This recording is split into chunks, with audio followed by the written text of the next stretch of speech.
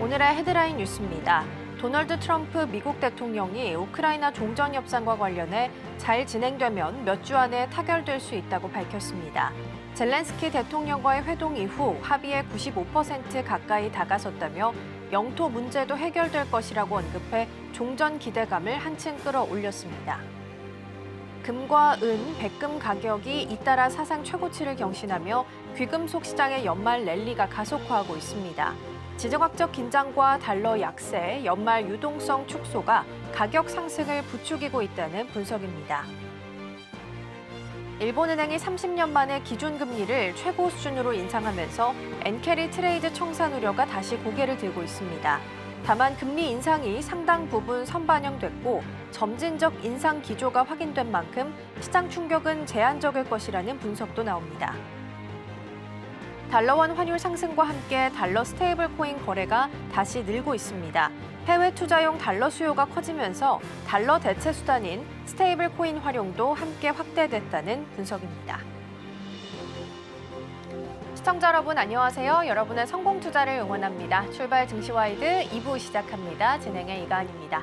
지난주 금요일 뉴욕 증시는 하락하면서 마감했습니다. 차익 실현과 저가 매수가 동시에 나타나는 구간이고요. S&P 500 지수는 장 초반에 사상 최고치 터치가 나오기는 했습니다. 일단 실적이나 경제 지표 발표가 없는 기간이기 때문에 연말 포지셔닝에 따라서 주가가 좀 변동성을 보일 것으로 예상되고 있습니다.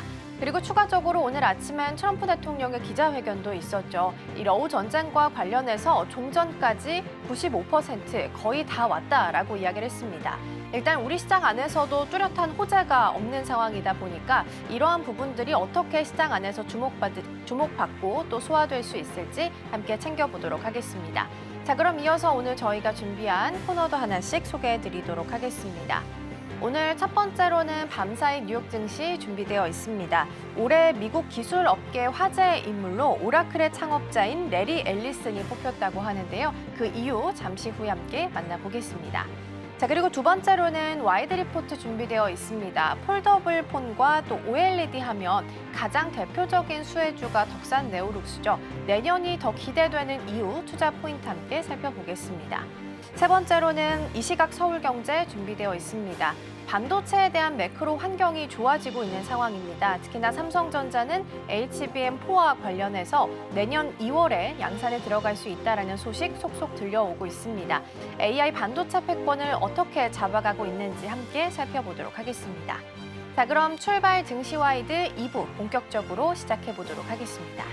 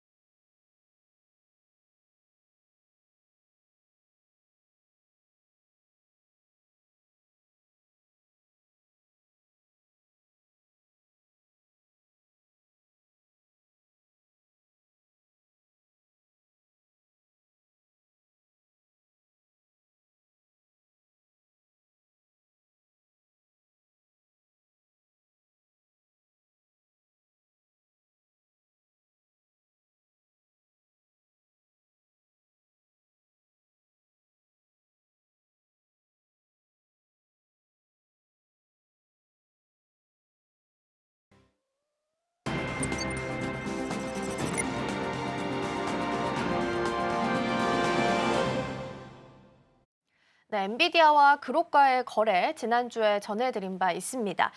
지금 월가에서도 긍정적인 평가들이 좀 나오고 있는 상황이고요. 특히 뱅크 오브 아메리카에서는 이번 거래가 좀 비싸기는 하지만 엔비디아가 가지고 있는 추론적인 약점을 보완할 수 있는 굉장히 좋은 선택지였다라는 평가가 나오고 있는 상황입니다. 관련해서 아이디어를 계속 확장해봐도 좋을지 다양한 이야기들 나눠보도록 하겠습니다. 오늘 도움 말씀에는 서울경제TV 윤경철 본부장 자리해주셨습니다. 본부장님 어서 오세요. 네, 안녕하십니까.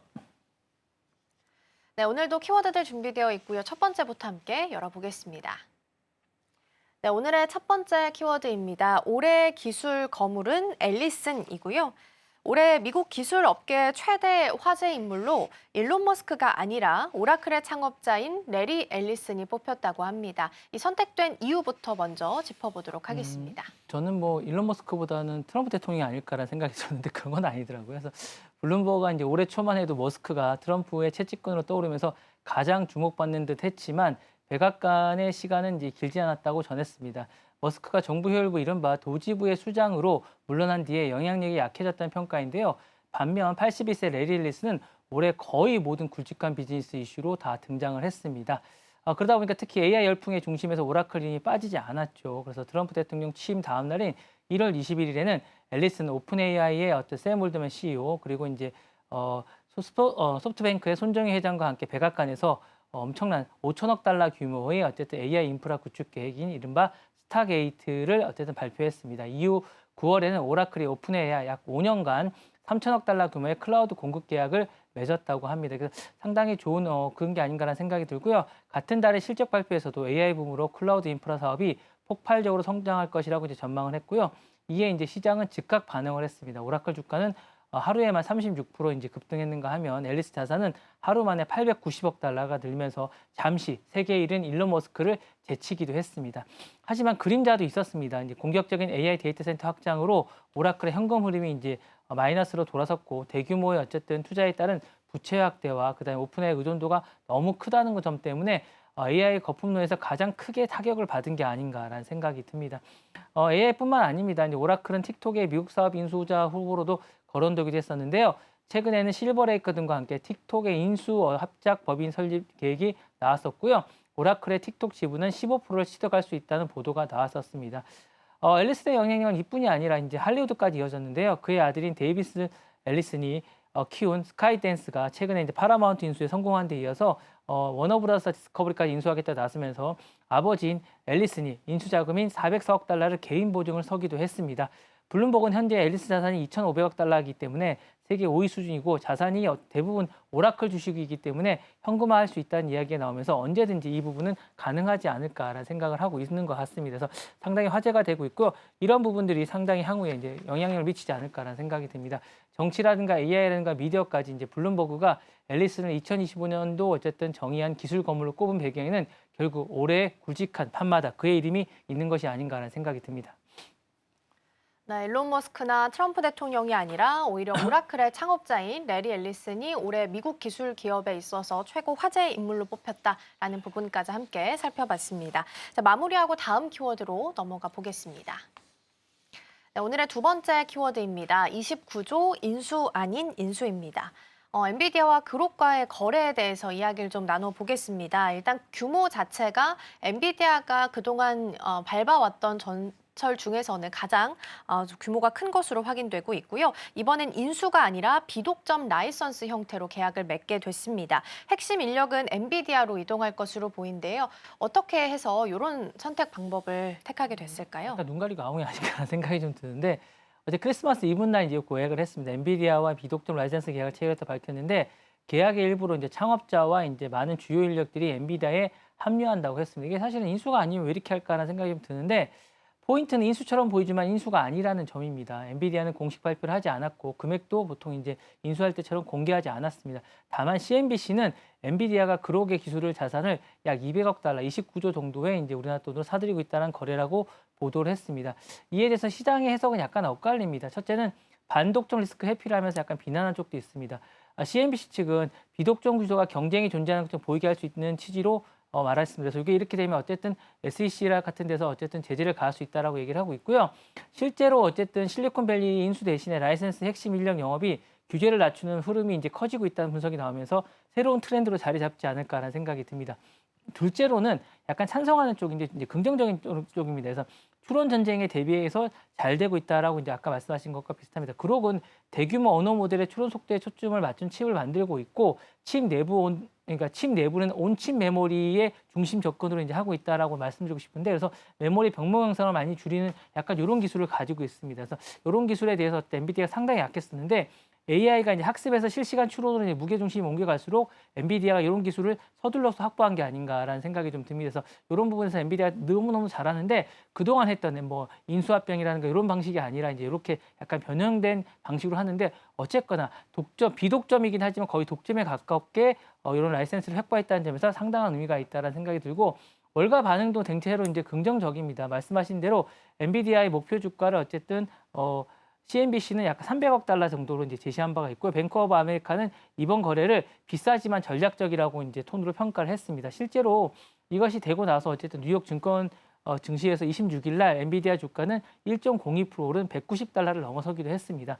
한편 이제 그록은 과거 삼성의 파운드리 파트너십을 맺고 4세대 어쨌든 칩 생산을 추진한다고 발표해서 국내에도 이름을 알린 바 있어서 향후에 이제 삼성과의 어떤 작업을 하게 될지도 이제 궁금하게 되는데요. 이 부분도 유심히 보셔야 되지 않을까라는 생각이 듭니다. 자, 정리하자면 엔비디아는 인수 대신에 비독점 라이센스가 들어가면서 기술과 인력을 동시에 잡는 방식으로 규제와 부담을 줄이려는 이런 방식을 하고 있는데 향후에 어떻게 이제 진행될지는 좀 더 지켜봐야 되지 않을까라는 생각이 듭니다. 네, 엔비디아가 반독점 규제를 좀 회피하기 위해서 이러한 선택을 한 것으로 보인다라는 분석글이 계속 나오고 있는 상황입니다. 우리 계속해서 경쟁하고 있다라는 부분을 좀 보여주기 위해서 라이선스 계약을 좀 취득한 것으로 보이고요. 그룹 같은 경우에는 삼성전자도 이미 투자를 한 바가 있어서 나중에 파운드리 쪽에서 같이 협력이 나오지 않겠느냐라는 기대감도 같이 모아지고 있는 상황이다라는 부분까지 챙겨보겠습니다. 엔비디아 그룹 거래까지 살펴봤고요. 다음 키워드 넘어가 보겠습니다. 네, 다음 키워드입니다. 은 80달러, 금 5,000달러 눈앞이고요. 금과 은, 구리, 그리고 최근에는 백금까지 해서 최고가를 계속 쓰고 있는 상황입니다. 이렇게 원자재단에서 계속해서 랠리가 나오는 이유부터 먼저 분석해 주시죠. 일단 뭐 가격을 좀 먼저 좀 봐야 될 것 같아요. 그래서 현지 시간은 26일 이제 런던, 뉴욕 시장에서 현물 은 가격이 77달러를 돌파했습니다. 그래서 이게 장중 70.40달러의 최고가를 기록했었는데 올해에만 167% 이제 급등한 수치입니다. 그래서 은 랠리 배경에는 미국 연준의 2026년 기준금리 인하 기대라든가 달러 약세 그리고 이제 긴장감이 커지고 있는 지정학적 리스크가 커지면서 안전자산에 대한 심리가 커지고 있고요. 더불어서 이제 이게 상당히 이제 AI라든가 이런 많은 기업들이 쓰이고 있는 부분들, 그다음에 전지에 쓰이고 있는 부분이 상당히 크게 작용하는 게 아닌가라는 생각이 듭니다. 은만 오른 게 아닙니다. 금 가격도 온스당 4,500달러 선을 돌파하면서 사상 최고치를 경신했고요. 우리가 보통 백금이라고 그러죠. 플래티늄 역시 2,450달러 안팎의 최고가를 새로 썼습니다. 플래티늄 같은 경우 3년 만에 최고 수준을 치솟으면서 이번 랠리에 동참하게 됐고요. 전문가들은 연준의 이제 주가 완화 기대라든가 달러 약세라든가 그다음에 각국의 이제 금 매입을 많이 은행들이 하고 있다라는 점 그리고 ETF 자금 유입이라든가 탈달러 트렌드가 겹치면서 1979년 이후 가장 강한 골드 강세장이 이어지고 있다라고 합니다. 시장 전망도 이제 공격적이면서 약간 긍정적입니다. 일부 전략가들은 은 가격이 80달러를 연내 돌파할 것이라고 얘기를 했고요. 금도 내년 중에 어쨌든 5,000달러 가능성을 이제 거론하고 있습니다. 다만 인도에선 너무 오른 가격 때문에 소비자들이 매수를 주저하고 골드 현물이라든가 할인 폭이 큰 이런 부분에 이제 집중하고 있다고 말씀드리고 싶고요. 중국은 직전주까지 대비 할인 폭이 크게 줄어들고 있다라고 하고 있습니다. 그래서 지역별로 온도차가 좀 나오고 있는데 중국과 인도가 이제 금은에 대한 수요가 상당히 높은 지역이기 때문에 이게 이제 변수가 좀 될 것 같고요. 특히 중국 같은 경우는 내년도 이제 어쨌든 춘절이라고 하죠. 여러 가지 어쨌든 명절이 끼게 되면 좀 더 많이 상승하지 않을까라는 생각이 듭니다.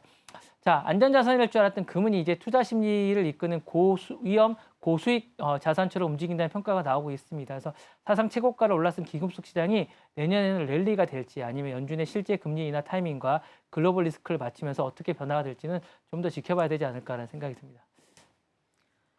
네, 그리고 특히나 금리 인하 시기에는 더 주목받을 가능성이 높습니다. 우리가 은행에 넣어놔도 이자를 받는 규모가 줄어들기 때문에 이자 메리트가 상대적으로 없는 금이나 은 같은 귀금속이 주목받을 수 있기 때문에 내년도도 추가적인 상승을 이어갈 수 있을지 함께 보셔도 좋겠습니다.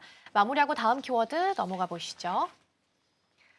네, 다음 키워드입니다. 한 건 팔수록 일 위안 손해이고요. 중국 배달과 퀵커머스 시장이 계속해서 커지고 있는 가운데 요즘에는 쿠폰 전쟁을 벌이고 있다라는 기사가 보도가 됐습니다. 이런 전쟁을 시작하게 된 배경은 어디서 찾아볼 수 있을까요? 일단은 알리바바가 참전을 한 게 좀 큰 것 같아요. 그래서 중국 배달 커머스 시장의 말 그대로 이제 쿠폰 전쟁인데 할인 전쟁이 들어갔다고 보시면 될 것 같고요. 현재 1위는 이제 미투안입니다. 약간 이제 지금 빠른 배송이라고 하죠. 이게 이제 77% 정도 차지하고 있는데 알리바바가 합류하면서 거의 50%로 떨어졌다고 합니다. 그래서 지금은 어쨌든 미투안이 요즘에 매주 이제 회의를 하는데 이는 단 하나라고 합니다. 알리바바나 이제 3위 그룹인 징퉁이 있는데 이번 주에 쿠폰을 얼마나 뿌리고 우리가 얼마나 또 따라잡을 수 있으려면 뿌려야 되느냐는 회의라고 합니다. 다른 회의가 없습니다. 그러니까 얼마나 할인해 줄 것인가 하는 회의를 하고 있다랍니다. 실제 이제 숫자로 보면 더 그게 명확한데요. 글로벌 투자은행 분석에 따르면 미투안은 즉시 배송 한 건당 1위안씩 적자를 본다고 합니다. 그러다 보니까 그 여파로 3분기 적자만 160억 위안이라고 합니다. 그래서 최대 손실을 냈고요. 이러다 보니까 회사 안에서는 이 상황에서 해외 진출까지 계속 밀어볼 수 있느냐라고 생각이 돼서 이제 논란이 많이 되고 있다고 하는데 좀 전에 말씀드린 것처럼 판을 흔들고 있는 건 알리바바의 재등판입니다. 사실은 어쨌든 알리바바는 그동안 약간 밀려나 있었는데 최근 들어서 이제 전자상거래 사업부를 재편하고 타오바오 앱 안에 즉시 배송 서비스를 통합했습니다. 여기에 7억 달러 규모의 보조금 예산이라든가 도시 전체를 도배하는 광고 그리고 이제 공유 킥보드라는 걸 새로 만들어서 깔린 배달을 하고 있다. 오토바이가 아니라 미투안의 성벽을 깨기에 나섰습니다. 그 결과 알리바바 배달 이제 요 상인용 앱이 하루 이용자 수가 올 여름만 해도 이제 미투안의 절반 수준이었는데 지금은 거의 80% 수준까지 따라붙었다고 얘기하고 있습니다. 그래서 일각에서는 미투안이 수십만의 라이더 네트워크에 철옹성이 있었다고 봤지만 실제로 이번에 이제 보니까 모트만 없는 게 아니라 돈을 깰 수 없는 모트도 있었다, 이제 현실이 있었다, 철옹성이 있었다라는 거고 돈이 최고다라는 게 다시 한 번 더 증명된 게 아닌가라는 생각이 듭니다. 문제는 체력 차이인데요.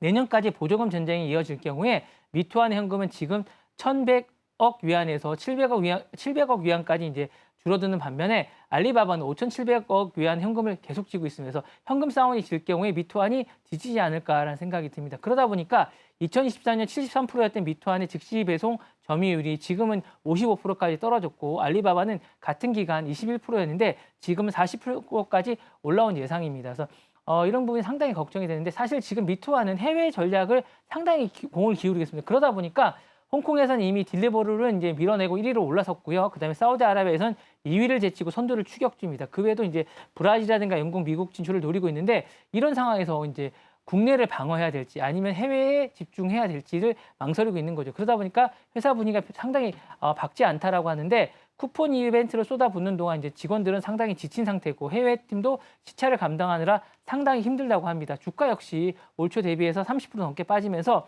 다른 중국 빅테크들은 상당히 이제 AI 붐에 때문에 상당히 인기를 끌고 있는데 이런 부분에서 상당히 뒤지고 있어서 이제 인기가 이제 내부적으로 상당히 이제 지쳐 있다라고 합니다. 그래서 중국은 이제 요 배달 시장이 약간 2조 2천억 달러 규모라고 하는데 이게 승부에서 누가 이길까가 아니라 이제 누가 먼저 피를 말릴까라는 싸움으로 번지고 있다고 합니다.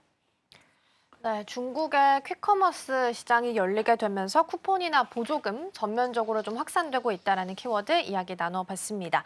자, 그럼 넘어가서 다음 키워드 만나보겠습니다. 네, 오늘의 마지막 키워드입니다. 바보야 문제는 물가야이고요. 내년도 중간선거의 최대 쟁점이 물가, 그러니까 프라이싱이 될 것이다라는 예상이 나오고 있는 상황입니다. 민주당이 높은 물가를 남긴 거고 우리가 그걸 낮추고 있다라고 강조를 하고 있는 상황인 건데요. 어떻게 해석을 해봐야 될까요?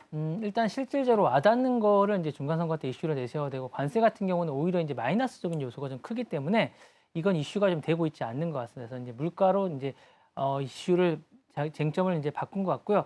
프라이싱이 될 것이라고 이제 트럼프 대통령이 얘기했습니다. 정치 매체인 폴리티코와의 단독 인터뷰에서 트럼프 대통령은 민주당이 높은 물가를 남겼고 우리는 그걸 낮추고 있다면서 에너지 가격, 휘발유 가격이 크게 내려가고 있다. 자신이 이제 취임한 이후에 많이 내려가고 있다라고 얘기하고 있는데 최근 미국 경제지표는 트럼프 행정부의 메시지를 뒷받침하고 있습니다.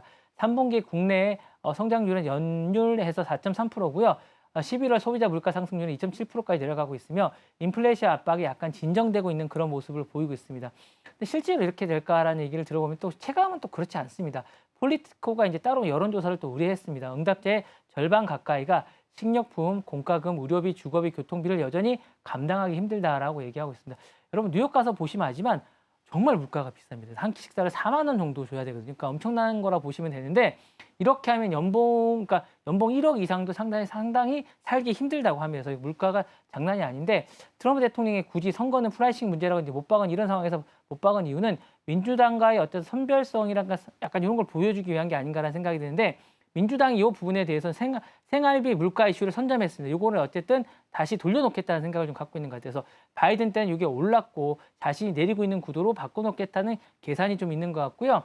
그다음에 이제 정치권의 또 다른 내관은 이런 가운데 연방 정부의 셧다운 가능성 여부입니다. 그래서 현재 예산안 협상이 막힌 가운데 이제 트럼프 대통령이 상원 공화당을 향해서 필리버스터를 재차 요구하고 있는데 이 부분에 대해서 해지를 재차 요구하고 있어서 이 부분에 대해서 이제 약간 서로가 이제 쟁점이 되고 있기 때문에 이런 것들이 문제가 되고 있는 게 아닌가라는 생각이 듭니다. 그래서 어쨌든 이 부분이 상당히 논란이 되고 있고요.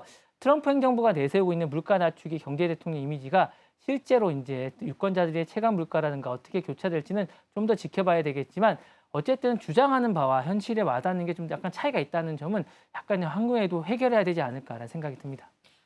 네, 내년도 중간 선거에 있어서 핵심 키워드는 물가, 프라이싱이 될 거다라는 이야기 나오고 있기 때문에 나오는 뉴스들 저희도 함께 체크해드리도록 하겠습니다. 자, 이렇게 해서 키워드들 잘 살펴봤고요. 본부장님과는 여기서 인사 나누겠습니다. 오늘 말씀 고맙습니다. 네, 감사합니다.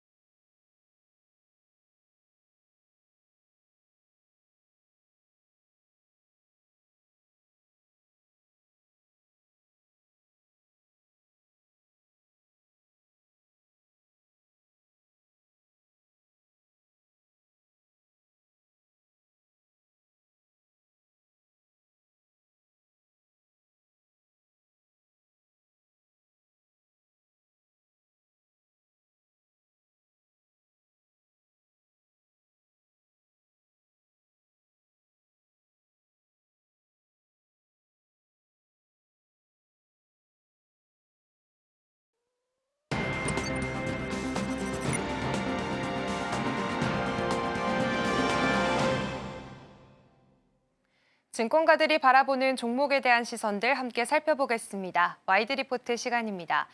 오늘 리포트를 함께 열어볼까요? 오늘 리포트는 덕산 네오룩스에 대한 교보증권의 분석을 가지고 왔습니다. 리포트의 제목은 변화에 부합하는 핵심 수혜주인데요. 요즘 IT 기기 수요는 둔화되고 있고 메모리 가격은 오르게 되면서 전자업종 전반의 부담이 커지고 있습니다. 그런데 이런 환경 속에서도 증권가에서는 지금 구조적으로 성장할 수 있는 기업으로 덕산 네오룩스를 다시 보고 있는 흐름들이 나타나고 있는데요. 교보증권은 덕산 네오룩스에 대해서 투자 의견 매수 그리고 목표 주가는 5만 원 제시했습니다. 우선 덕산 네오룩스는 OLED 소재 전문 기업입니다. OLED는 스스로 빛을 내는 디스플레이 방식이고요. 스마트폰은 물론이고 요즘은 노트북과 태블릿에도 점점 더 많이 쓰이고 있습니다. 일단 덕산 네오룩스의 경우에는 지금 OLED 패널 안에 들어가는 유기물 소재를 공급하는 회사입니다. 그래서 지금 덕산 네오룩스를 대표하는 핵심 제품이 하나가 있는데요. 바로 블랙 PDL입니다. 이 소재 같은 경우에는 지금 덕산 네오룩스가 세계 최초로 양산에 성공한 제품이다라고 확인을 해볼 수가 있습니다. 블랙 PDL이 뭐냐 하면 이 OLED 화면 안에서 빨강색, 초록색, 그리고 파랑색을 또렷하게 나눠주는 소재입니다. 이 소재가 중요한 이유는 블랙 PDL을 쓰게 되면 화면에 꼭 들어가던 편광판을 뺄 수가 있겠고요. 그리고 이렇게 편광판이 없어지게 되면 화면은 더 얇아지고 밝기는 더 좋아지고 배터리 소모도 더 줄어들게 됩니다. 이런 구조를 COE OLED라고 부릅니다. 사실 요즘 OLED는 더 얇고 더 가볍고 전기를 덜 쓰는 방향으로 가고 있는데요. 그래서 이 구조는 사실상 피할 수 없는 선택으로 여겨지고 있고요. 이 구조에 꼭 필요한 소재가 바로 이 블랙 PDL이라고 보시면 되겠습니다. 교보증권은 덕산 네오룩스가 이 블랙 PDL을 사실상 혼자 공급하고 있기 때문에 이 점을 가장 큰 강점으로 바라보고 있습니다. 그렇다면 요즘 시장 환경도 함께 살펴봐야 되겠죠. 요즘 IT 기기 시장은 여전히 부담이 큰 상황입니다. 메모리 가격이 오르게 되면서요. 완제품 업체들의 원가 부담이 커진 상황이고 소비 회복도 더딘 상황입니다. 이걸 흔히 세트 수요 불확실성이라고 부르기도 하는데요. 지금 교보증권은 이런 상황 속에서도 덕산 네오룩스가 다른 흐름을 보이고 있다고 분석을 하고 있습니다. 그 핵심으로는 일단 IT OLED가 확대되고 있다는 점인데요. 그동안 OLED의 경우에는 스마트폰 중심이었습니다. 그런데 이제는 노트북과 태블릿으로 영역이 점점 더 넓어지고 있고요. 삼성 디스플레이 같은 경우에는 지금 8.6세대 OLED 라인에 이미 투자를 했고 2026년부터, 그러니까 내년부터는 본격적인 가동에 들어가게 될 예정입니다. 여기에다가 지금 애플이나 델, 레노버 같은 글로벌 기업들도 OLED 채택을 늘리고 있는 상황인데요. 교보증권은 이런 흐름이 일시적인 현상이 아니라 구조적인 변화로 바라보고 있습니다. 그리고 덕산 네오룩스는 지금 삼성 디스플레이를 핵심 고객사로 두고 있기 때문에 이 흐름의 직접적인 수혜가 기대된다는 설명입니다. 그리고 이제 두 번째 성장축을 살펴보겠습니다. 두 번째로는 지금 폴더블 디스플레이가 꼽히고 있는데요. 폴더블 기기는 두께에 굉장히 민감합니다. 그래서 조금만 두껍더라도 완성도가 크게 떨어지는 모습을 보입니다. 그래서 사실 폴더블 OLED 안에서는 이 COE OLED라는 구조가 사실상 필수적으로 꼽히고 있는 상황인데요. 지금 여기에 COE OLED에 꼭 들어가는 소재 역시나 앞서 살펴봤던 것처럼 덕산 네오룩스가 공급하는 블랙 PDL입니다. 그리고 덕산 네오룩스는 지금 삼성전자의 폴더블 모델인 이 Z 폴드 그리고 플립에다가 블랙 PDL을 공급을 해왔고요. 최근 모델에는 전량 공급한 것으로 교보증권은 바라보고 있습니다. 그리고 여기에 더해서 시장에서는 이 부분도 주목을 하고 있는데요. 바로 애플의 2026년 내년에 폴더블 아이폰이 출시할 가능성도 함께 주목을 하고 있습니다. 그렇기 때문에 애플 역시나 COE OLED를 채택할 가능성이 높다고 보고 있고요. 그렇게 된다면 이 경우에 덕산 네오룩스가 생산을 하고 있는 블랙 PDL의 수요는 더 증가할 것이다라는 결론이 나오게 됩니다. 그리고 여기서 또 하나 살펴볼 부분은 바로 PSPI라는 소재가 함께 좀 등장을 하는데요. 이 소재 같은 경우에는 반도체 공정에 쓰이는 굉장히 고난도 소재입니다. 그리고 낸드 메모리를 쌓는데 필수적인 소재라고 합니다. 지금까지는 일본 업체들이 거의 독점해온 분야가 이 PSPI 분야였고요. 덕산 네오룩스는 이 소재 국산화를 추진하면서 지금 국내 업체들과 테스트를 진행하고 있습니다. 이 테스트 결과에 따라서 2026년 하반기부터는 매출로 이어질 가능성도 열어두고 있고요. 아직은 초기긴 하지만 중장기적인 성장 포인트로 이 PSPI 분야도 함께 꼽히고 있다는 점 확인을 해볼 수가 있겠습니다. 그리고 사실 여기서 한 가지 더 짚어볼 부분이 있습니다. 바로 덕산 네오룩스가 최근 사업 구조의 변화가 좀 생겼는데요. 일단 올해 2월에 현대중공업 터보 기계를 인수했습니다.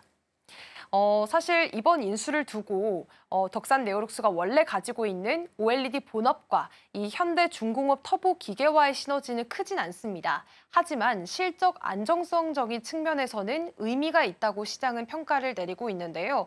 지금 사실 이 실제로 가동률이 99%에 가깝고요. 수주 잔고도 3천억 원 이상이 쌓여 있는 것으로 분석이 됐습니다. 결국에는 사실 OLED 한 축에서만 의존하던 구조에서 이제는 실적을 받쳐주는 또 하나의 축이 생겼다라고 확인을 해볼 수가 있겠습니다. 결국에 지금 세트 수요에 대한 불확실성이 여전한 상황에서도 성장이 가능하다고 본 이유는 앞서 살펴본 대로 확인해 볼 수가 있겠습니다. 지금 확인해 보시면 IT OLED 침투율이 계속해서 높아지고 있고요. 그리고 폴더블 시장도 계속 확대가 되고 있는 흐름입니다. 그리고 내년에는 애플 측에서도 지금 폴더블 아이폰을 출시할지에 대한 가능성도 여겨지는 상황이니까요. 이 부분에 대한 기대감도 있는 상황입니다. 그리고 여기에다가 지금 비발광 소재 중심의 구조적인 변화도 역시나 지금 실적을 뒷받침할 수 있다라는 판단들이 함께 나오고 있는 상황인데요. 이런 모든 분석들을 바탕으로 해서 교보증권의 시선 다시 한 번 더 정리해 보겠습니다. 교보증권은 덕산 네오룩스에 대해서 매수 의견 그리고 목표 주가는 5만 원을 제시하는 모습이었는데요. 여기에서 지난주 금요일 주가 흐름도 함께 살펴보도록 하겠습니다. 네. 스탁으로 넘어가 보시면요. 지금 덕산 네오룩스 지난주 금요일장 같은 경우에는 1.7%가 좀 빠졌습니다. 37,250원 선에서 거래를 마친 모습인데요. 교보증권의 경우에는 지금 덕산 네오룩스를 단기적인 업황 사이클보다는 중장기적인 구조 변화에 주목을 해보자라고 제시를 했습니다. 다만 OLED 투자 심리와 세트 수요 회복 속도는 여전히 변수로 남아있는 상황이니까요. 이 부분은 계속해서 점검이 필요해 보입니다.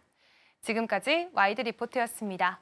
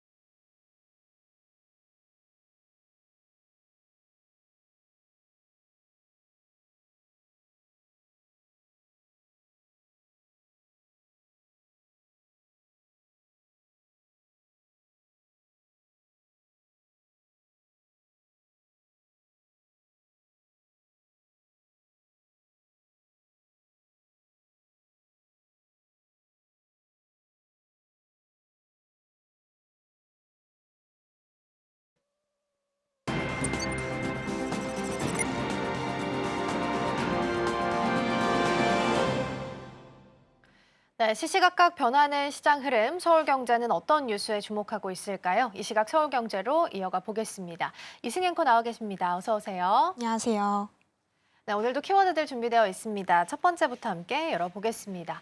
지난주 금요일이었죠. 반도체 투톱 쪽으로 증시 자금이 완전히 쏠렸습니다. 그러다 보니까 이 배경을 찾기 바빴는데 그 배경 속에 뭐 환율도 있었겠지만 노무라 쪽의 의견도 도움이 좀 됐습니다. 내년도 삼성전자 OP를 지금 133조 원까지 한 단계 레벨업해서 지금 바라본 상태이거든요. 이러한 부분도 좀 체크해 보도록 하겠고요. 또 HD 현대중공업의 호위함 추가 수출 소식도 있었습니다. 동남아 시장에서 자리를 진짜 확고하게 잡아가는 건지 이 의미를 함께 좀 체크해 보도록 하겠고요. 마지막으로 세 번째는 환율입니다. 지난주 금요일에 이제 정부가 개입을 하면서 하루에 한 30원 가량 떨어지는 모습도 나타나긴 했습니다. 그럼 이제 중요한 건 얼마나 유지시킬 수 있을지 이 부분이 될 텐데요. 이러한 내용들 함께 이야기 나눠 보겠습니다. 자, 그럼 첫 번째 키워드로 넘어가 보도록 하겠습니다. 지금 HBM 가격이 그야말로 로켓처럼 치솟고 있는 상황입니다. 삼성전자와 SK하이닉스가 가지고 있는 HBM3E 가격이 지난번에 한 20% 상승 이야기가 나왔다가 이번에는 50% 가격 인상 제시까지 이야기가 좀 들려오고 있는 상황인데요. 가격이 이렇게까지 오른 이유 먼저 살펴보겠습니다. 네, 지금 HBM 시장은 물건이 없어서 못 팔 정도로 공급자가 가격 결정권을 쥔 시장 우위가 형성이 되고 있다고 합니다. 최근에 삼성전자와 SK하이닉스는 기존 고객사와 HBM3E 12단 공급 재계약을 맺으면서 가격을 50% 이상 전격 인상을 제시했습니다. 심지어 신규 고객사의 경우 이보다 더 비싼 가격을 제시해야 물량을 확보할 수 있는 상태라고 전해지고 있습니다.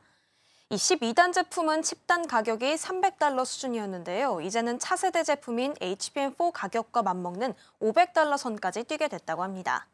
이렇게 가격이 급등한 배경에는 글로벌 AI 기업들의 연산 성능 전쟁이 있습니다.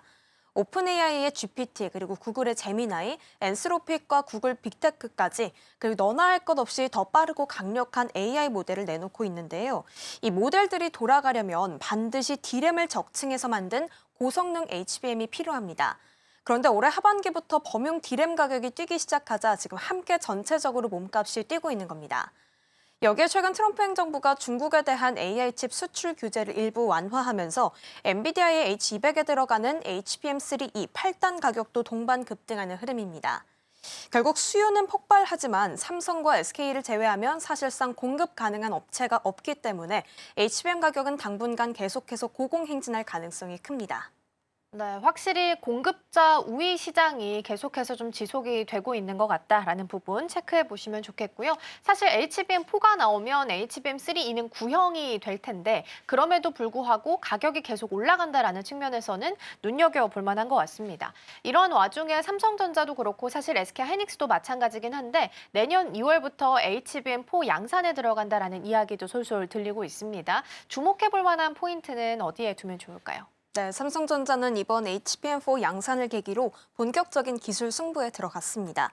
일단 양산 시점을 예상보다 빠른 내년 2월로 앞당기게 되면서 SK하이닉스와 함께 양산을 시작하게 될 것으로 보이는데요. 업계 3위인 마이크론은 내년 2분기 양산을 목표로 하기 때문에 HBM4 초기 시장은 국내 반도체 투톱이 초기 시장을 선점하면서 양강 구도가 굳혀질 가능성이 크다라고 업계는 예상하고 있습니다. 그리고 심지어 앞선 세대에서는 하이닉스가 시장을 좀 주도했지만 이번 HBM4부터는 판이 좀 달라질 수 있다는 분석까지 나오고 있습니다.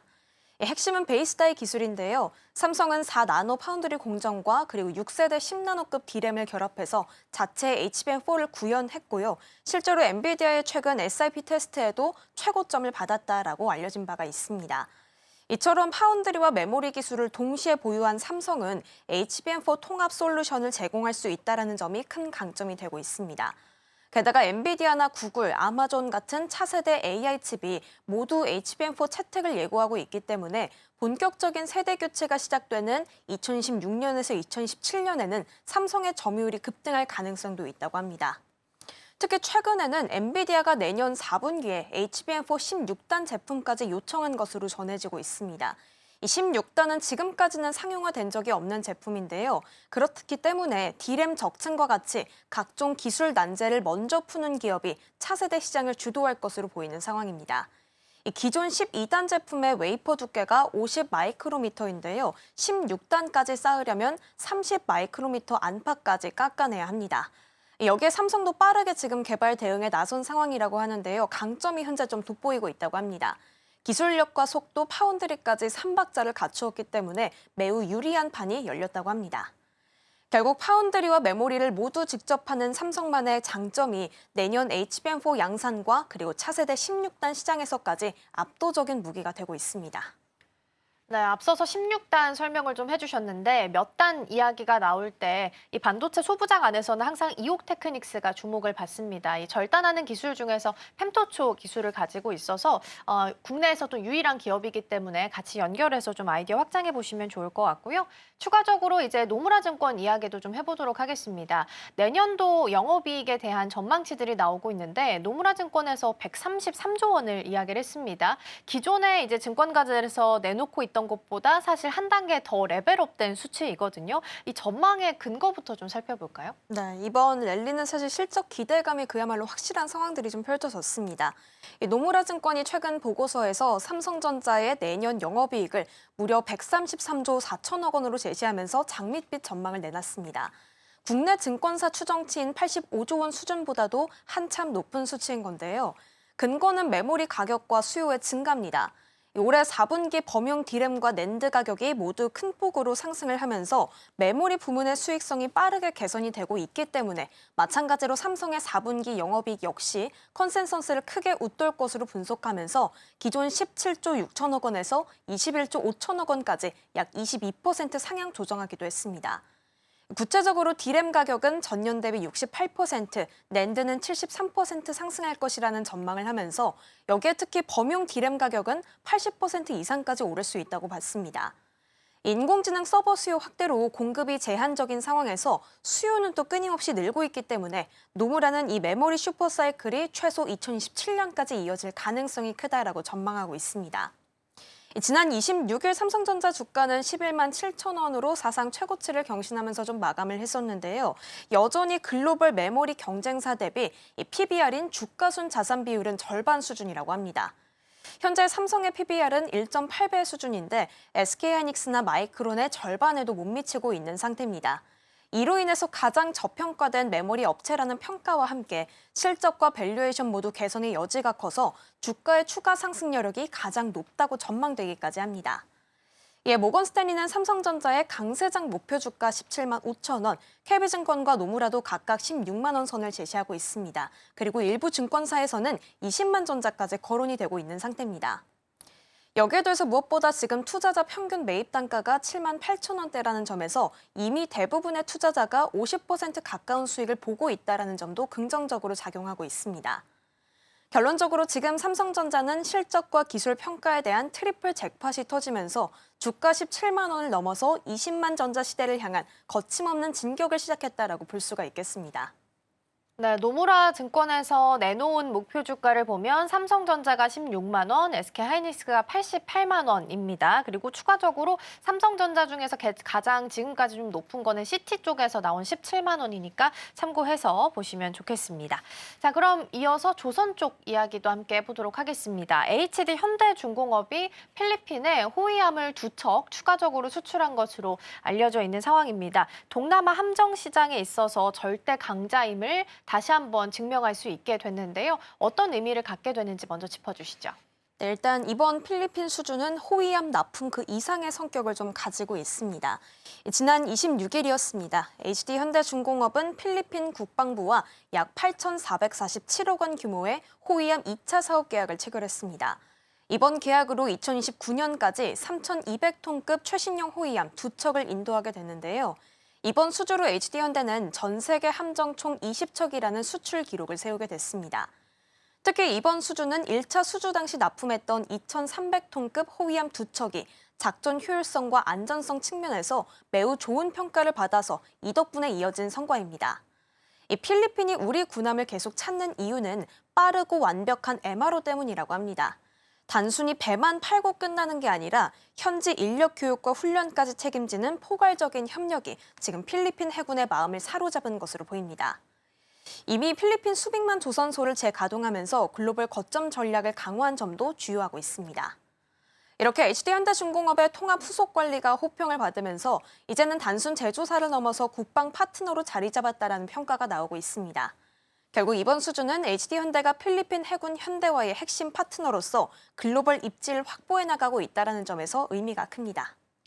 네, 그런데 사실 HD현대 같은 경우에는 군함도 잘 하고 있지만 사실 기본적으로 상선 쪽에서도 눈여겨볼 만한 포인트들이 많이 있는 상황입니다. 5년 연속으로 수주 목표를 초과했다라는 이야기들도 좀 들려오고 있는 상황인데요. 이 부분은 어떻게 평가할 수 있을까요? 네, 맞습니다. 지금 HD현대는 고부가 가치 상선과 그리고 특수선이라는 양대 날개를 달고 5년 연속 수주 목표 초과 달성이라는 대기록을 쓰게 됐습니다. 이 HD현대의 조선 중간 지소사인 HD한국조선해양은 자회사 HD현대중공업의 필리핀 계약을 포함해서 올해 총 129척, 181억 6천만 달러를 수주하면서 목표치의 100.6%를 달성했습니다. 지금 2021년 이후 매년 목표를 뛰어넘는 기록을 세우고 있는데요. 내용을 조금 더 들여다보면 더 알찹니다. 고가 선박인 LNG 운반선과 암모니아 운반선 등 친환경 선박 75척을 포함해서 탱커와 컨테이너선까지 전 선종에서 고른 성적을 냈습니다. 여기에 앞서 말씀드린 호위함 필리핀 2척도 포함이 되면서 상선과 방산을 동시에 끌어올리는 쌍끌이 구조를 다시 증명한 셈이 됐습니다. 더 이상 물량을 채우는 수준이 아니라 고부가 가치 선박 중심으로 포트폴리오를 전환하면서 글로벌 조선 발주가 줄어드는 국면에서도 수익성을 지켜내는 데 성공했다는 점이 인상적으로 작용하고 있습니다. 결국 실적과 품질, 신뢰, 이 세 마리 토끼를 모두 잡은 해로 평가가 되고 있고요. 이는 앞으로 마스카와 같이 글로벌 국제 프로젝트에서도 HD현대의 존재감이 더 커질 수 있는 발판이 될 것으로 보입니다. 이에 주원호 HD현대중공업 사장은 앞으로 고품질 함정 공급과 안정적인 후속 지원을 통해서 신뢰받는 핵심 파트너로 글로벌 협력을 지속할 것이라고 말하기도 했습니다. 결국 포트폴리오를 다변화한 전략이 5년 연속 초과 달성이라는 대기록의 원동력이 되었다라고 정리할 수가 있겠습니다. 네, 그리고 여기다가 또 빼놓을 수 없는 게 트럼프 대통령의 발언이 아니었을까 싶습니다. 최대 300척 규모로 황금 함대를 구상하겠다라고 이야기를 내놓은 바가 있고요. 이때는 콕 집은 게 사실은 한화 기업이기는 합니다. 그런데 HD 현대나 삼성중공업처럼 다른 주자들의 참여 가능성은 어떻게 판단해 보면 좋을까요? 네, 일단 지금 현재 미국은 자국 조선업의 노후화와 인력 부족이라는 한계를 극복하기 위해서 K조선의 압도적인 생산 능력과 기술력을 지금 황금 함대의 엔진으로 삼으려고 하고 있습니다. 최근 기자회견에서 한화는 좋은 회사다라고 치켜 세우면서 필라델피아 조선소에 7조 원을 투자하기로 합의했다라고 밝히기도 했습니다. 하지만 지금 최대 300척에 달하는 거대 함대를 한화의 필리 조선소에서 단독으로 건조하는 게 지금 물리적으로 어렵다라는 쪽에 무게가 실리고 있기도 합니다. 따라서 업계는 선종별 업무 분담 가능성에 주목을 하고 있습니다. 그리고 이 안에서 미국의 조선소를 보유한 한화 외에 가장 먼저 사업주 수주가 유력한 곳이 HD 현대라고 합니다. 이미 미국 최대 방산 조선소인 헌팅턴 일걸스와 동맹을 맺으면서 차세대 군수 지원함 수주에서 가장 앞서 있는 상황이고요. 마찬가지로 삼성중공업도 현지 기업들과 MRO나 공동 건조 체계를 구축하면서 기회를 엿보고 있는 상황입니다. 최근에 미 상무부가 국내 조선 빅3는 물론 중소조선사들까지 사업 제안서를 접수한 것을 마친 만큼 내년에는 마스크 프로젝트의 지분율이 가시화될 전망으로 보입니다. 결국 현재 미국의 안보 수요와 한국의 제조 역량이 결합해서 세계 조선업의 판도를 바꾸는 거대한 동맹 함대가 출격 준비를 마쳤다고 볼 수가 있겠습니다. 이 안에서 HD현대는 단기 수주 성과에 그치지 않고요. 미국의 조선 산업 구조 자체를 바꾸는 파트너로 2026년에서 2017년 본격적인 성과를 만들어낼 수 있을 것으로 전망됩니다. 네, 그래도 조선이 고개를 조금씩 들면서 힘을 응축해 가고 있는 분위기가 나타나고 있긴 합니다. 그래서 내년도에 더 좋은 일들이 많기를 기대하면서 마무리하고요. 다음 키워드로 넘어가 보도록 하겠습니다. 다음 키워드는 환율 이야기입니다. 사실 지난주에 환율이 굉장히 요동을 많이 쳤었죠. 특히나 이틀로 따져봤을 땐 한 55원 정도 빠지게 되면서 사실 3년여 만에 최대 낙폭을 기록을 하긴 했습니다. 좀 안정세를 찾았다곤 하지만 여전히 1,400원 대에 머물러 있는 상황이다 보니까 1,400원이 뉴 노멀 시대로 가는 거 아니냐라는 의견들이 나오고 있습니다. 어떻게 평가를 해보면 좋을까요? 네, 일단은 이번에 정책 효과들이 좀 단기적으로는 기능을 하기는 했지만요. 연평균 기준으로 봤을 때는 여전히 역대급 고환율이 나타나고 있습니다. 지난주 환율 흐름을 보면 꽤 드라마틱했습니다. 지난주 초에는 원달러 환율이 1,480원대까지 치솟았다가 정부의 강도 높은 구두 개입과 국민연금의 환해지 개시 소식이 전해지면서 24일과 26일 이틀간 55.4원 급락하면서 26일 종가는 1,440.3원, 한 달 반 만에 최저치를 기록했습니다. 외환 당국은 정부의 실행 능력을 곧 확인하게 될 것이라면서 이례적인 고강도 경고를 냈고요. 국민연금은 전략적 환해지, 즉 보유한 달러를 시장에 파는 작업을 개시했다라는 소식이 전해지게 되면서 지금 환율 레벨이 단숨에 낮아지게 됐습니다. 올해가 며칠 남지 않은 상황에서 연말 환율 종가가 지난해 말보다 낮아질 가능성까지 생겼습니다. 하지만 문제는 연평균 환율입니다. 26일까지 기준으로 올해 평균 환율은 1,421.9원, 이 IMF 외환위기 직후였던 1998년대의 평균인 1,394.9원까지도 넘었습니다. 지금 현재 사상 최고치로 기업들의 외화부채 평가나 대출 한도, 그리고 신용 등급에도 직접적인 부담을 주는 요인이 됐습니다. 결국 단기적으로는 당국의 의지가 시장의 심리를 누르기는 했지만 여러 가지 구조적인 원인들은 여전히 해결되지 않았다는 점에서 이번 급락은 일시적인 조정에 가깝다라는 평가가 지배적입니다. 일단 당국이 칼을 빼들기는 했는데 사실 이미 너무 올라와 있는 상태다 보니까 다시 이전만큼의 상태로 돌리기에는 역부족으로 보이기는 합니다. 그리고 추가적으로 정부에서 국내로 좀 투자를 유도하는 그런 정책들을 내놓기도 했는데 사실 반응이 그렇게 좀 뜨겁지는 않은 것 같습니다. 어떻게 나오고 있을까요? 네, 일단 정부는 국장 유턴을 좀 유도하기 위해서 세제 인센티브까지 최근에 좀 동원을 했는데요. 시장의 반응은 다소 냉담했습니다. 이번 대책의 핵심인 RIA는 보유한 해외 주식을 팔고 국내 주식에 1년 이상 투자하면 세금을 면제해주는 방식인데요. 해외 투자자들은 세금보다 중요한 건 미국 주식의 성장성이다라는 반응을 보이고 있습니다. 지금 투자 업계에서도 미국 우량주에 묻어둔 장기 투자자들이 과연 양도세 혜택 때문에 성장성이 다소 낮은 국장으로 돌아오겠느냐라는 회의론을 보이고 있기도 합니다. 이 단기 세금 혜택으로 투자 방향을 바꾸기는 어렵다라는 지적입니다. 지금 이걸 단적으로 보여주는 사례가 달러 코인인 이 스테이블 코인 수요라고 합니다. 올해 국내 주요 거래소 거래된 스테이블 코인 규모는 무려 177조 원으로 지난해보다 77조 원 넘게 급증했습니다. 이 중에 96%가 태도였습니다. 지금 복잡한 은행 환전 절차 없이 가상화폐 거래소를 통해서 손쉽게 달러 자산을 보유할 수 있다는 점이 고환율 속에서 강력한 대안으로 떠오르고 있는 겁니다. 요약하자면 정부는 세제 인센티브로 외환 수급을 조절하려고 했지만 시장에서는 여전히 달러 자산 선호가 강한 상태고요. 장기 투자자들의 근본적인 불신까지 해소하지는 못했습니다. 단기 차익 실현을 고민하던 투자자들에게만 제한적인 인센티브가 될 가능성이 큽니다. 하지만 구조적인 원인까지 감안한다면 현재 뚜렷한 방향 전환은 기대하기 어렵다라는 평가가 우세합니다. 일단 한 해를 마무리하는 시점이기 때문에 그럼 앞으로 내년도는 어떻게 흘러가게 될지도 체크를 좀 함께 해보도록 하겠습니다. 사실 내년도 전망도 밝지는 않습니다. 경기 같은 경우는 우려가 큰 상황이고요. 환율은 1,400원 혹은 1,420원 요 언저리에서 뉴 노멀이 형성될 수 있다는 이야기가 지금 나오고 있는 상황입니다. 그러면 내년에 대한 전망 그리고 우리가 좀 조심해야 되는 포인트들은 어디 있을까요? 네, 일단 글로벌 투자은행들은 지금 정부의 개입으로 연말 폭주까지는 막았지만 내년 내내는 1,420원대라는 환율이 유지되는 고환율 고착화가 우리 경제 최대 걸림돌이 될 것으로 전망하고 있습니다. 우선 대한상공회의소에 따르며 내년 1분기 기업 경기 전망 지수는 77로 바닥 수준입니다. 이는 지금 기업들이 경기 침체를 강하게 체감하고 있다는 뜻입니다. 지금 현재 반도체나 화장품과 같이 일부 수출 호조 품목을 제외하면 대부분의 업종의 체감 경기는 꽁꽁 얼어붙은 상태가 됐습니다. 이런 가운데 내년 연평균 환율이 1,420원대에 고착될 가능성인 환율 뉴 노멀 시대가 본격화되고 있다는 점은 기업들에게 장기적인 리스크 요인이 될 수 있습니다. 현재 뱅크 오브 아메리카 등 12개 투자은행의 향후 1년치 전망 평균은 지금 1,424원 정도 추산이 되고 있습니다. 글로벌 IB들은 결국에 고환율 긴 호흡을 점치고 있다는 점들이 되겠는데요. 결국 이번 정부 대책이 실제 수급 측면에서 원달러 환율의 하락 압력으로 이어지면서 효과를 보일 것이다라는 기대가 있기도 하지만 단기에만 그칠 것이다라는 양면적인 관측이 공존하는 만큼 정부와 시장 모두 신중한 접근이 필요한 시점이 되겠습니다.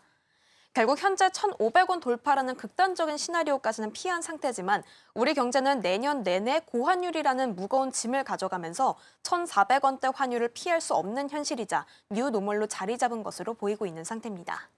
네, 일단 정부가 개입을 했기 때문에 단기적으로 효과는 발생을 하긴 했지만 앞으로 추가적으로 어떻게 흘러가게 될지가 더 중요한 포인트일 것 같고요. 또 한 해를 마무리하는 시점이기 때문에 내년도에 주의해야 되는 포인트까지 같이 짚어보시면 좋겠습니다.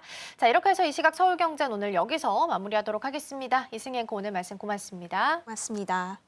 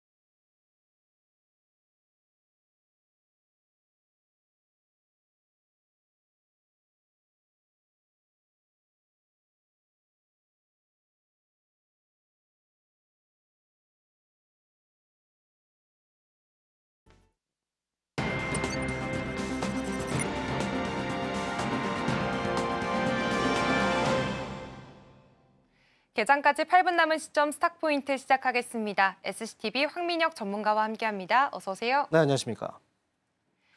네, 일단 지난주 금요일 뉴욕 증시는 모두 약보합권에서 마감을 좀 지었습니다. 크리스마스 휴장 이후의 거래일이었기 때문에 비교적 한산한 움직임이 좀 감지가 됐고요. 시장을 움직일 만한 뚜렷한 재료들이 크게 없었습니다.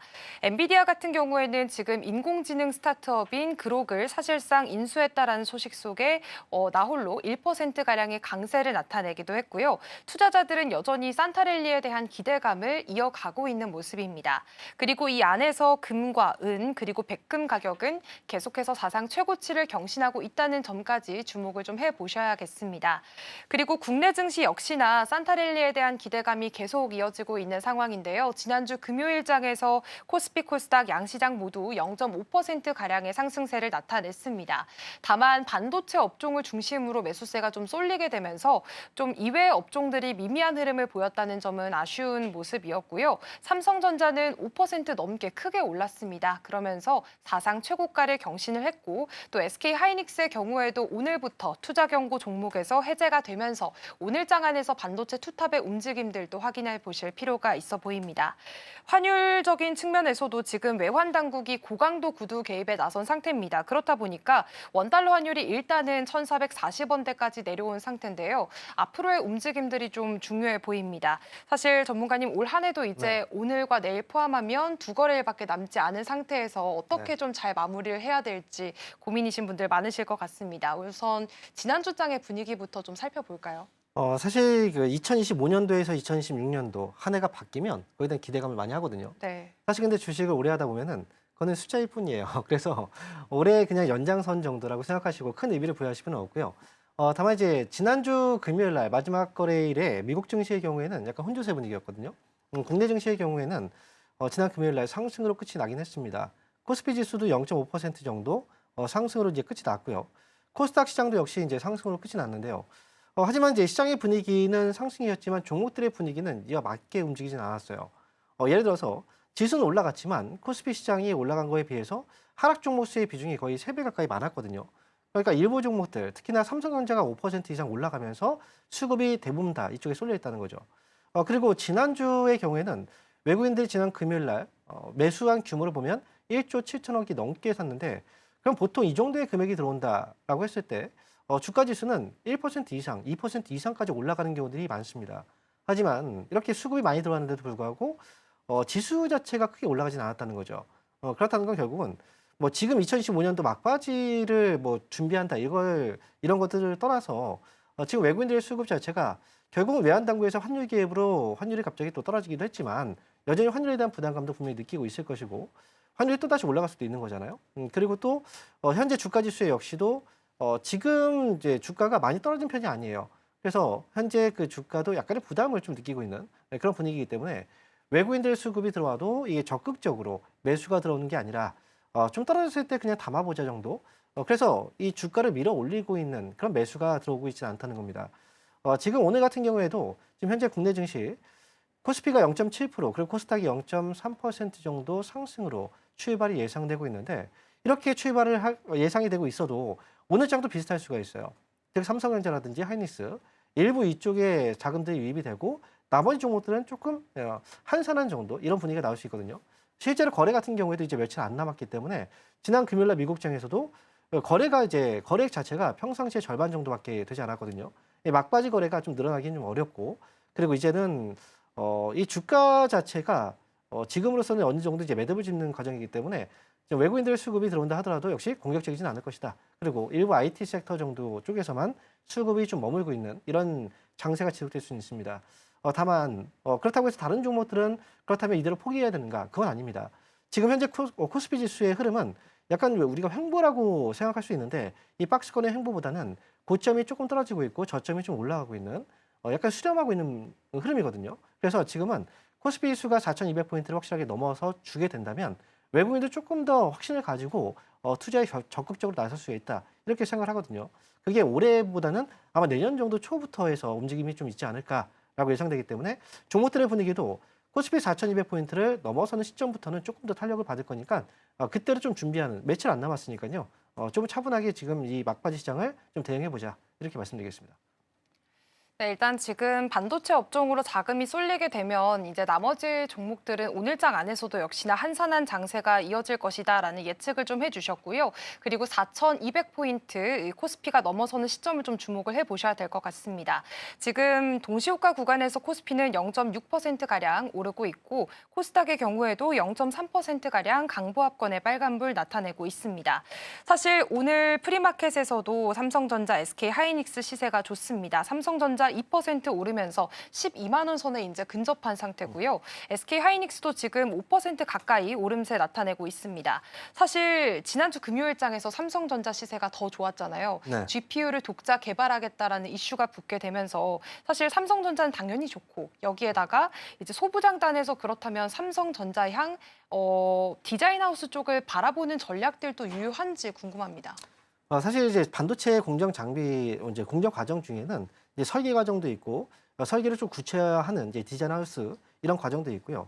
그다음에 뭐 생산 과정도 있고 여러 가지 과정들이 있는데 사실 특정 공정에 맞춰서만 우리가 볼 필요는 없어요. 왜냐하면 지난주 금요일장에서도 역시 이제 삼성전자의 주가가 5% 이상 올라갈 때 삼성 메모리 반도체 관련주들이 주가가 전부 다 올라갔거든요. 대부분의 종목들이 다 상승이었고 그래서 지금은 삼성전자 쪽에서는 사실 호재가 굉장히 많이 나오고 있어요. 물론 엔비디아 쪽에서 이제 호재가 발생해서 넘어오는 것도 있지만 내년도 같은 경우에는 HBM4의 엔비디아 쪽에서 이제 납품 가능성도 열려 있는 상황이고 그다음에 지금 삼성전자 같은 경우에는 파운드리 쪽에서도 역시 내년도에 좀 기대감을 좀 가질 수 있는 분위기이기도 하고요.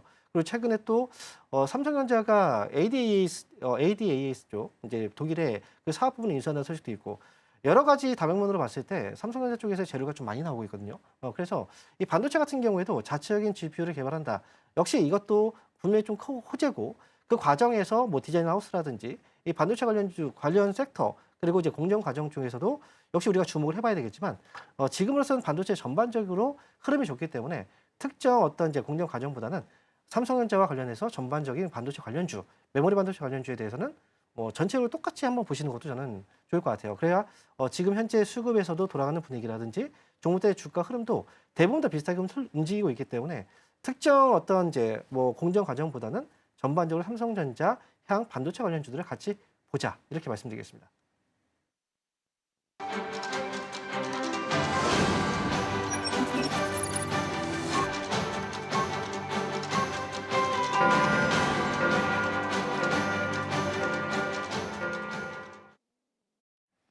네, 12월 29일 월요일입니다. 2025년도 마지막 주가 시작이 됐고요. 이제 우리 국내 시장도 오늘과 내일 단 2거래일만 남겨둔 상태입니다.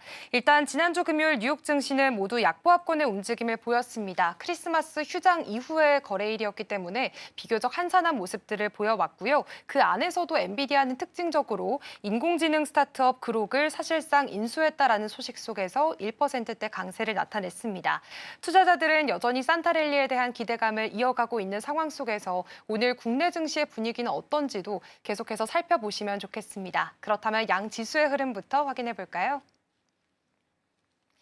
네, 오늘 양지수 모두 상승으로 출발하고 있습니다. 코스피는 0.4% 오르면서 4,146포인트 선 지나가고 있고요. 코스닥의 경우에는 0.39% 오르면서 923포인트 선 지나가고 있습니다.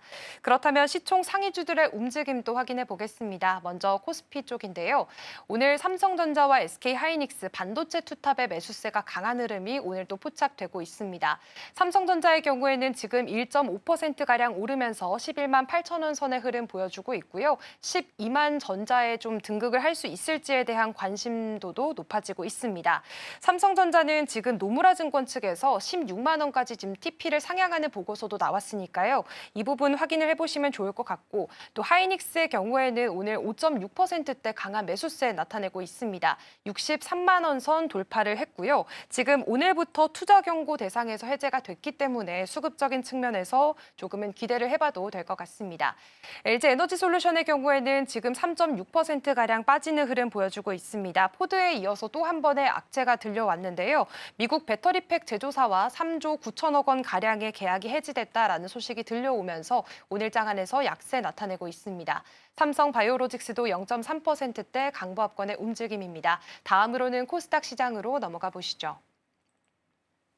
네, 코스닥에서는 지금 알테오젠 2.2%대 강세 나타내고 있습니다. 글로벌 제약사와 지금 기술 이전 관련해서 옵션 계약을 체결했다라는 소식이 지난주장에서 들려왔고요. 오늘장 안에서도 추가적인 매수세가 확인이 됩니다. 에코프로 그룹주들은 지금 사실 LG 엔솔발 악재 이슈로 인해서 2차 전지 관련한 투심들이 전반적으로 약해진 상황입니다. 에코프로 BM은 좀 특징적으로 지금 2% 가까이 빠지는 모습들도 포착이 되고 있습니다. ABL 바이오의 경우에는 0.5%가량 상승세 나타내고 있고요. 일라이릴리로부터 800억 원가량의 선급금을 수령했다라는 소식 함께 들어와 있습니다. 레인보우 로보틱스까지 0.4%가량 오름세 시현하고 있습니다. 다음으로는 오전장의 수급 상황도 체크해 보겠습니다. 먼저 코스피 쪽인데요. 오늘은 이제 개인의 사자세가 좀 나타나고 있고요. 외국인과 기관은 좀 물량을 덜어내고 있고 특히나 기관의 좀 움직임이 더 큰 모습들이 확인이 되고 있습니다. 다음으로는 코스닥 시장도 확인을 해보도록 하겠습니다. 네, 일단 코스닥 쪽에서도 같은 모습이 좀 보여지고 있습니다. 외국인과 기관은 좀 매도세를 나타내고 있고 개인 같은 경우에는 매수 우위를 나타내고 있는 상황입니다. 사실 오늘과 내일 같은 경우에는 이제 연말 좀 정리를 하는 분위기다 보니까 전반적인 수급 상황 자체가 그렇게 활발한 모습은 아닌 것 같습니다. 일단 시장 상황 자체를 다시 한 번 더 짚어보면 코스피와 코스닥 양시장 모두 상승 출발하고 있지만 외국인과 기관은 양시장에서 모두 좀 매도세를 나타내고 있다는 점들이 눈여겨보시면 좋을 것 같은데요. 오늘 오전 시장의 분위기는 일단 어떻게 예측을 해보면 좋을까요? 네. 일단 지난 금요일 날 미국 증시가 좀 올랐잖아요. 네. 미국 증시가 이제 혼조 분위기였는데 네. 그중에 엔비디아 주가가 또 올랐죠. 그래서 엔비디아와 관련해서 이제 반도체 관련주들은 전반적으로 크게 오르지 못했지만 그래도 전반적인 상승 분위기가 나오긴 했습니다. 여전히 엔비디아를 주축으로 해서 이제 시장이 다시 한번 또 강세를 보이고 있는 장이기 때문에 오늘 장의 경우에는 아침부터 삼성전자하고 하이닉스 쪽에서 주가의 반등이 또다시 나오고 있습니다. 특히나 하이닉스의 경우에는 경고가 풀렸기 때문에 이에 대한 기대감이 조금 더 이제 작용을 하고 있는 것 같아요.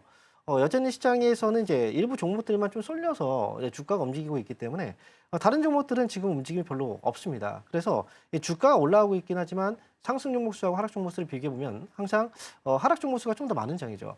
그러니까 주가가 올라가도 웃을 수가 없는 그런 장의 분위기인데 오늘도 역시 이제 그것과는 좀 다르지 않습니다. 그리고 더욱이 오늘은 외국인들 수급이 500억의 매도가 지금 나오고 있죠. 그리고 기관 쪽에서는 2,600억의 매도가 또 나오고 있는 상황이고 연말 이제 이 거래 기준으로 따진다면 2025년도는 오늘하고 내일 딱 이 거래밖에 안 되거든요. 이번 주 거래로 본다면 이제 금요일장 1월 이제 2일 날 첫 거래가 있는 날이고 아무래도 거래가 한산할 수밖에 없는 과정이고요. 이제 오늘하고 내일 지나고 나면 이제 납회일이라고 해서 또 이제 금융 시스템이 또 중단이 됩니다. 그렇기 때문에 막바지에 주가가 또 수급이 많이 몰릴 수는 없는 그런 분위기고 그래서 일부 종목들만 계속해서 지금 시장에서는 재료가 있는 종목들이죠. 그리고 좀 더 안전하다고 믿고 있는 종목들 그런 종목들 쪽으로만 자금들이 좀 이동하고 있다. 이렇게 보셔야 되고요. 오늘 외국인과 기관들은 이제 매도가 나오고 있는 게 코스피 코스닥 양시장 모두 다 팔고 있기 때문에 아무래도 이제 오전장의 분위기는 올라가는 하이닉스하고 삼성전자를 좀 쳐다봐야 되는 그런 분위기고요. 그리고 시장은 오늘 이제 코스피 지수가 현재 4,160포인트대 거래가 지금 현재 되고 있는데 이게 지켜내 줄지 아니면 또 올라가면서 음봉으로 바뀔지 아직 모릅니다. 지금으로서는 최근에 3거래일 연속 주가가 올라가면서 계속 빠졌거든요. 그러면서 결국은 또 음봉으로 마무리가 됐고 오늘 같은 경우에도 이제 올라가다가 만약에 하이닉스하고 삼성전자 쪽에서의 수급이 현재 외국인과 기관 수급이 좀 안 좋기 때문에 빠지면 다시 또 주가가 밀릴 수가 있어요. 그래서 오늘 같은 경우에는 좀 종목들의 매수를 고려하기보다는 아무래도 좀 관망을 보는 게 저는 좋지 않을까. 보유하고 있는 종목들을 좀 관리하면서 가는 그런 이제 정도의 흐름으로 보시는 게 좋고 그 과정에서 조금 반등이 나오고 있는 섹터가 있거든요. 그 섹터 중에 이제 대표적으로 이 로봇주들이 좀 반등이 나오고 있어요. 로봇주들의 경우에는 이제 앞으로 이제 다음 주 정도쯤이 되면은 이제 CES가 또 개최가 되거든요. CES 2026에서 가장 화두가 되고 있는 쪽이 바로 로봇입니다. 그 지금 휴머노이드 로봇 쪽이 가장 화두가 되고 있고 미국에서도 이제 증권가에서는 휴머노이드 관련 로봇 사업을 하고 있는 기업들에 대해서는 목표가를 상향하거나 추천 보고서들이 나오고 있어요. 그래서 지금은 로봇 관련주들에 대해서는 지금 선별적으로는 접근은 가능해 보여요. 왜냐면 이제 중요한 이벤트가 또 일정이 있기 때문에 하지만 그 외에 다른 종목들의 경우에는 지금은 좀 우리가 관망하면서 보는 게 좀 좋지 않을까 이렇게 말씀드리도록 하겠습니다. 네, 일단 오늘 지수 자체는 오르고 있지만 상승 종목보다는 하락 종목의 개수가 월등히 많은 상태고요. 비교적 IT 반도체 쪽으로 수급이 쏠리고 있는 모습들 확인이 됩니다. 그리고 현재 지수 자체도 과연 오후장까지 유지가 될 수 있을지도 체크를 해보셔야겠고 오늘장 같은 경우에는 관망의 자세를 취하는 것이 좋다라는 말씀까지도 덧붙여 주셨습니다. 그리고 사실 앞서 설명을 살짝 드린 것처럼 LG 에너지 솔루션 쪽 이야기를 좀 짚어보도록 하겠습니다. 사실 이쪽으로는 계속해서 계약 해지 소식이 연달아 들려오게 되면서 좀 악재가 끼는 모습들이 확인이 되고 있습니다. 오늘장 안에서도 지금 LG 엔솔 1.8%가량 빠지고 있고요. 나머지 다른 배터리셀 업체들도 하락세 나타내고 있습니다. 이렇게 전기차 캐즘이 심화되는 상황 속에서 과연 ESS로 반전이 가능할지 아니면은 이쪽으로는 여전히 관망을 해야 된다라고 보실까요? 사실 제가 이차전지 쪽에 대해서 이제 그동안 저희가 이야기를 많이 했을 때 네. 항상 조심스러운 입장을 많이 얘기를 했었거든요. 네. 지금의 반등 자체가 계속 올라갈 수 있는 그런 힘을 갖고 있는 반등이 아니라 단순하게 전기차 쪽은 좀 현재 죽어 있는 상황에서 ESS만으로 좀 올라가기는 어렵다. 이 얘기를 많이 했었거든요. 지금도 이번에 계약 지난번에도 한번 이제 계약 해지 소식이 있었고 이번에 또 다시 나왔다는 건 결국은 전기차 시장이 지금 녹록지가 않다는 거예요. 미국에서도 테슬라의 주가가 최근에 또 흔들렸던 이유도 바로 전기차 쪽 때문이거든요. 지금 테슬라의 주가가 먼저 올라갈 때는 전기차에 대한 이슈로 올라가지 않아요. 뭐 로보택시라든지 뭐 이런 이슈로 올라갈 뿐이지. 그래서 지금 또 테슬라의 경우에도 미국이라든지 유럽 그리고 또 중국에서 이 판매량이 감소할 수 있다는 우려감 때문에 결국은 주가가 또 이제 흔들리기 시작했고 그리고 중국에서도 이런 얘기가 나왔습니다. 리튬 배터리에 대한 그 수요가 앞으로 좀 많이 안 좋을 수 있다. 이런 표현이 나왔었기 때문에 결국 지금 우리가 지금 ESS 시장 역시도 결국 리튬 배터리 쪽에 대한 기대감이거든요. 그렇다고 한다면 리튬 가격이 또다시 떨어진다고 했을 때 결국은 살아남을 수 있는 기업들이 없어요. 그러니까 지금 이차전지 관련주들은 여전히 전기차 쪽에 대한 이 수요가 회복되거나 성장이 다시 한 번째 성장세로 돌아서지 않는 이상 ESS만으로는 이제 주가를 계속 끌어올리기는 좀 어렵다. 이렇게 보셔야 되고 여전히 저는 이제 이차전지 관련주들에 대해서는 좀 관망으로 약간 보수적인 입장으로 좀 말씀을 드릴 수가 있겠습니다. 네, 일단 2차 전지 관련해서는 전기차 쪽에서의 반등이 나오지 않는다면 ESS만으로는 만회가 어렵지 않을까라는 조심스러운 의견을 좀 주셨고요. 이쪽으로는 관망의 자세를 취해보는 것이 좋겠다라는 말씀까지 함께 해주셨습니다. 그리고 사실 오늘 오전장에서 좀 속보로 전해졌던 내용이 트럼프 대통령과 젤렌스키 우크라이나 대통령이 종전 합의에 가까워졌다라는 메시지를 내놓았습니다. 그러면서 지금 현재 장 안에서도 우크라이나 재건 관련해서 좀 시세들이 좋은 모습들 나타나고 있는데요. 대표적으로 대동기어가 한 9% 넘게 상승세 보여주고 있습니다. 그렇다면은 이 방산주들이 지금 재건주들 트레이딩 관점에서 접근이 가능한지 좀 궁금합니다. 네. 사실 이걸 믿어야 될까 의심이 네. 항상 가요. 트럼프 대통령은 항상 얘기를 했을 때 그 말이 이제 사실이었던 적들이 별로 없어요. 지금 우크라이나하고 러시아하고의 이 그 이제 종전 합의 이 얘기가 나온 게 굉장히 오래됐거든요. 그리고 크리스마스 전까지 끝낸다고 했는데 결국은 또 넘어갔습니다. 네. 이번에도 역시 이제 젤렌스키와 이제 만남 이를 통해서 이번에 합의가 될 것인가라고 본다면 사실 넘어야 될 문제가 너무 많기 때문에 양측 간의 입장 차이가 되게 심합니다. 러시아하고 우크라이나. 러시아 같은 게 이제 먼저 첫 번째로 봐야 되는 게 영토적인 문제가 또 있죠. 러시아 쪽과 우크라이나 쪽에서 영토 문제가 해결이 안 돼요. 그리고 또 현재 또 하나의 문제가 자포리자 원전 운영권에 대한 문제. 이걸 지금 이제 미국에서는 3개 국가가 같이 공동으로 한번 이제 이걸 같이 관리를 하자라고 하지만 우크라이나 입장에서는 이 전쟁을 일으킨 그 러시아와 같이 운영한다는 것 자체가 좀 말이 안 되는 거죠. 그래서 지금의 경우에는 아무래도 이제 립 서비스 정도의 어떤 흐름이 말이 아닐까라고 생각이 들고요. 그리고 이번에 원전은 이제 이번에 그 러시아하고 우크라이나의 종전 합의의 경우에는 결국은 합의가 이번에 되기는 좀 어렵다라고 보는 입장이기 때문에 우크라이나 재건 관련주 오늘 좀 올라가는 종목들이 있거든요. 만약에 합의가 안 된다면 또 그만큼 주가가 또 많이 빠져요. 주가가 올라가는 폭보다 실망했을 때 하락하는 폭이 훨씬 더 크기 때문에 우크라이나 재건 관련주들은 만약에 이 기대감으로 올라갔다면 만약에 수익이 나오고 있다면 당연히 이제 수익을 내고 빨리 빠져나오는 게 좋겠죠. 하지만 이 기대감을 가지고 또 다시 들어갔다. 근데 항상 반복됐던 그 일정들이었거든요. 그렇기 때문에 재건 관련주들의 경우에는 트레이딩 관점에서는 좀 좋지는 않고요. 오히려 올라갔을 때 정리를 잘하면서 빠져나오는 탈출 전략이 좀 유효하지 않을까 이렇게 말씀드리겠습니다. 네, 일단 앞으로의 러우 종전 관련해서 합의 내용을 좀 더 지켜보셔야겠고요. 기대감의 상승폭보다는 실망감의 하락폭이 더 크기 때문에 올라갈 때 탈출을 해보자라는 전략들 함께 세워주셨습니다.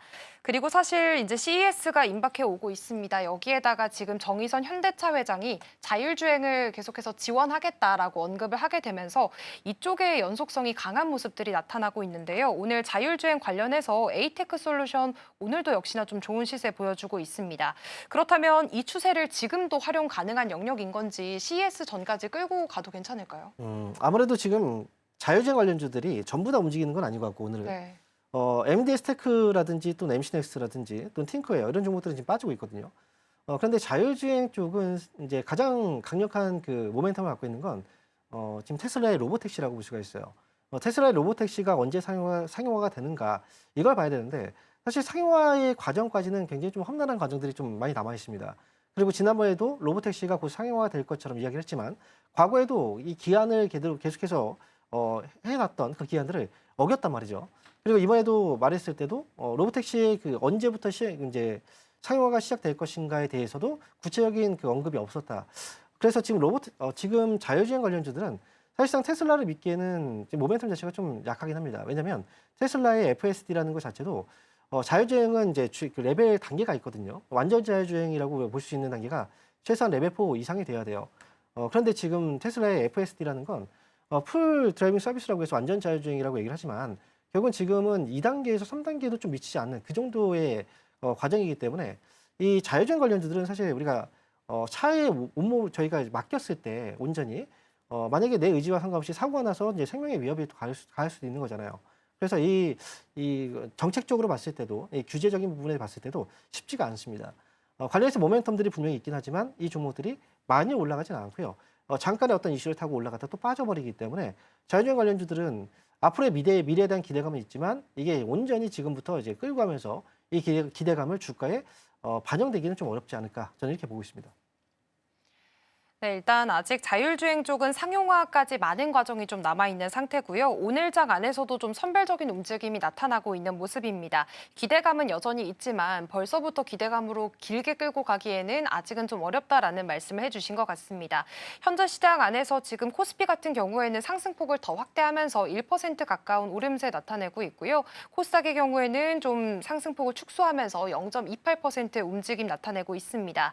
다만 외국인과 기관 쪽에서는 점점 더 매도 물량을 크게 늘려가고 있는 것으로 확인이 되니까요. 오후장까지의 움직임 확인을 해보셔야 될 것 같습니다. 오늘 스탁포인트는 여기서 마무리하도록 하겠습니다. SCTV 황민혁 전문가와 함께했습니다. 고맙습니다. 네, 감사합니다.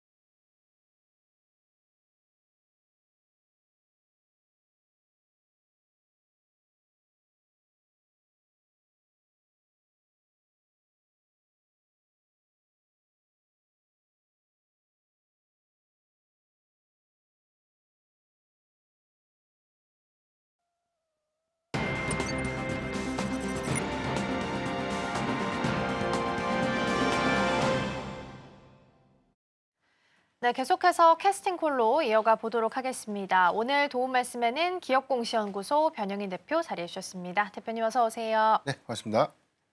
네, 오늘 시장 분위기 먼저 확인을 좀 해보겠습니다. 코스피가 강보합 정도, 코스닥도 강보합 지키고 있는 상황이고요. 외국인과 기관 투자자가 지금 현물 시장에서는 좀 덜어내는 분위기, 그래도 선물에서 좀 방어해주고 있는 것 같기는 합니다. 전반적인 개장 분위기 먼저 여쭤볼게요. 현재 사실 거래가 그렇게 많지는 않은 것 같습니다. 전반적인 분위기 어떻게 해석하고 계실까요?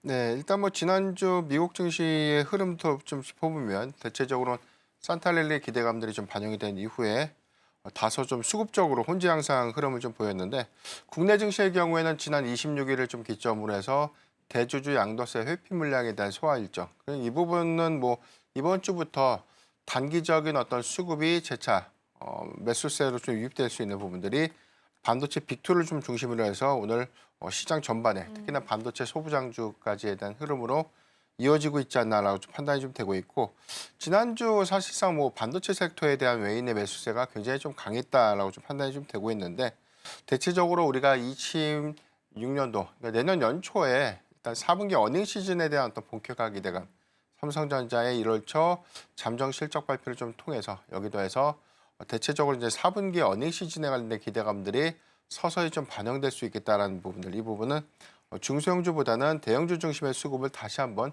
회귀시키는 좀 계기가 좀 되지 않았나라고 좀 판단이 좀 되고 있습니다.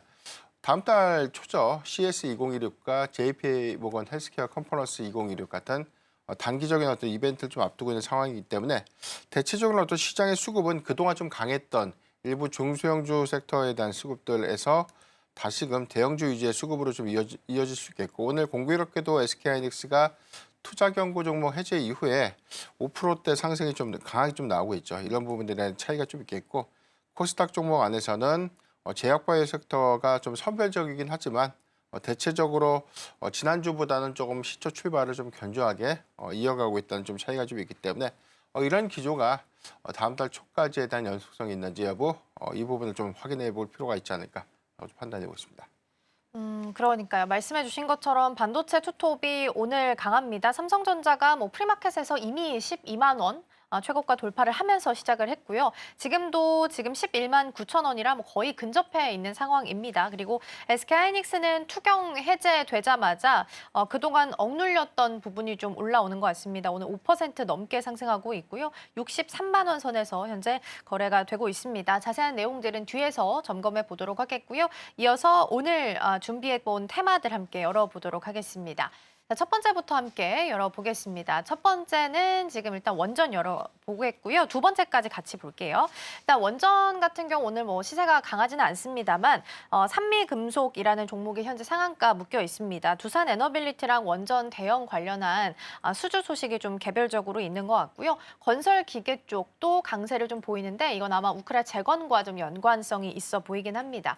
방산도 마찬가지로 강하지는 않고요. 일부 종목 플러스권 나타나고 있고 크진 않지만 오히려 재건 쪽에서 좀 더 눈여겨볼 만한 종목들이 있어서 이쪽으로 초점 맞춰서 이야기 좀 나눠보겠습니다. 마지막 열어볼까요?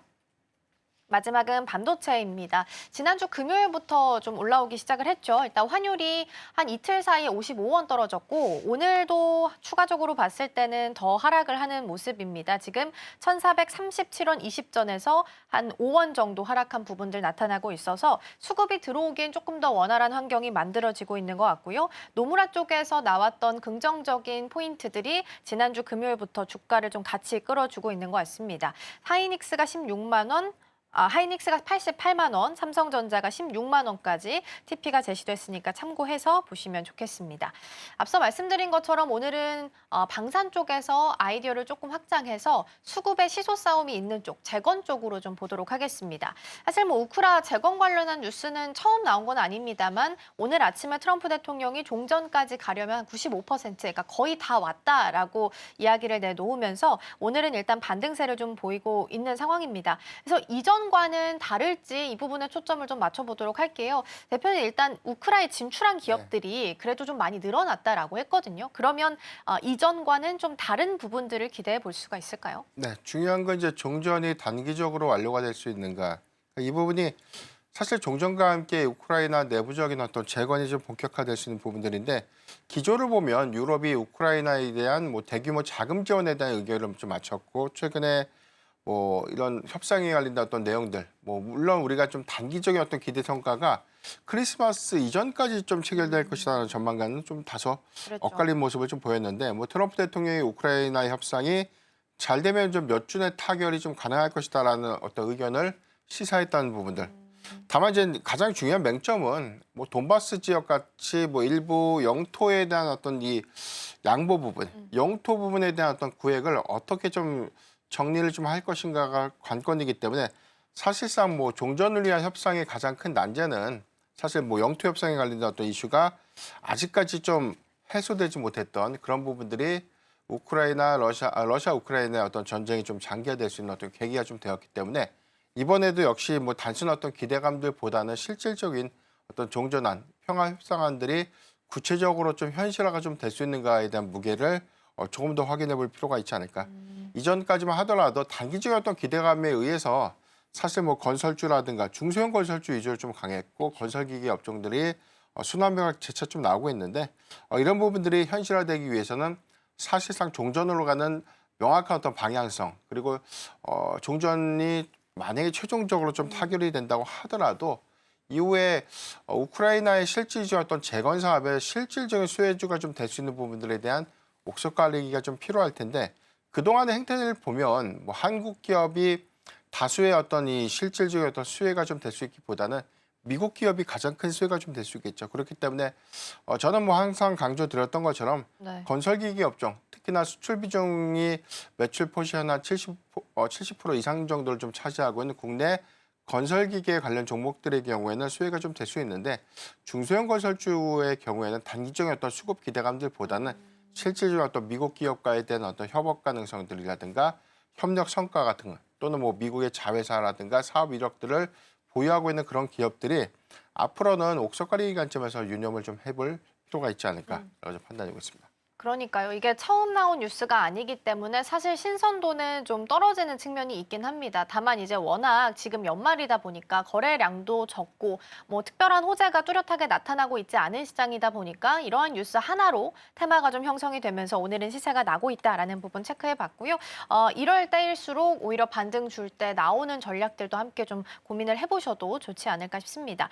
오늘 시장 안에서 전선 쪽도 좀 올라오기 시작을 하네요. 특히나 LS 쪽 강세 보이고 있는데 사실 비상장 회사죠. LS 전선 쪽에 대한 자회사가 실적 개선이 잘 될 거다라면서 오늘 리포트 LS 쪽에서 나왔습니다.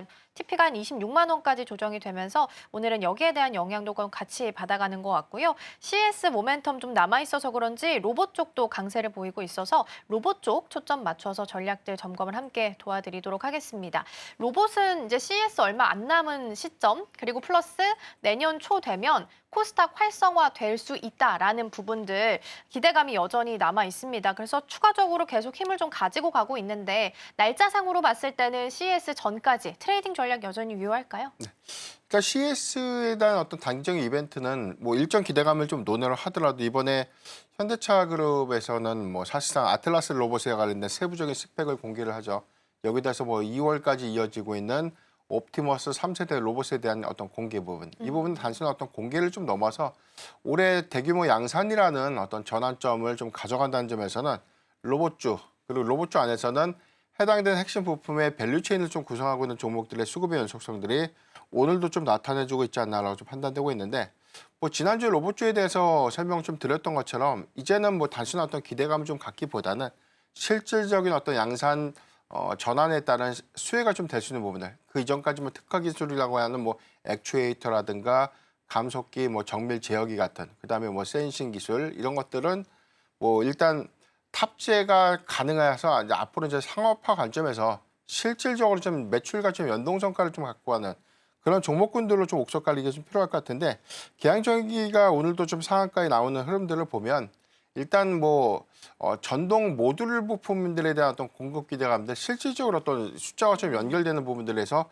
시총에 좀 갭을 맞추는 흐름으로 좀 이어졌다라 좀 네. 판단되고 있고 로보스타라든가 뭐 로보티즈 같은 그런 기업들의 경우에는 LG의 어떤 로봇 사업 전략과 좀 맞물리면서 가치가 좀 다시 한번 좀 부각되는 부분들 원익홀딩스 지난주 뭐 탑픽으로 좀 제가 말씀드렸죠. 맞아요. 강하게 좀 올라오고 있는데 역시나 이미 뭐 반도체 공정에 대한 핵심 기술을 좀 바탕으로 해서 산업용 공정 로봇에 관련된 매출 성과가 있습니다.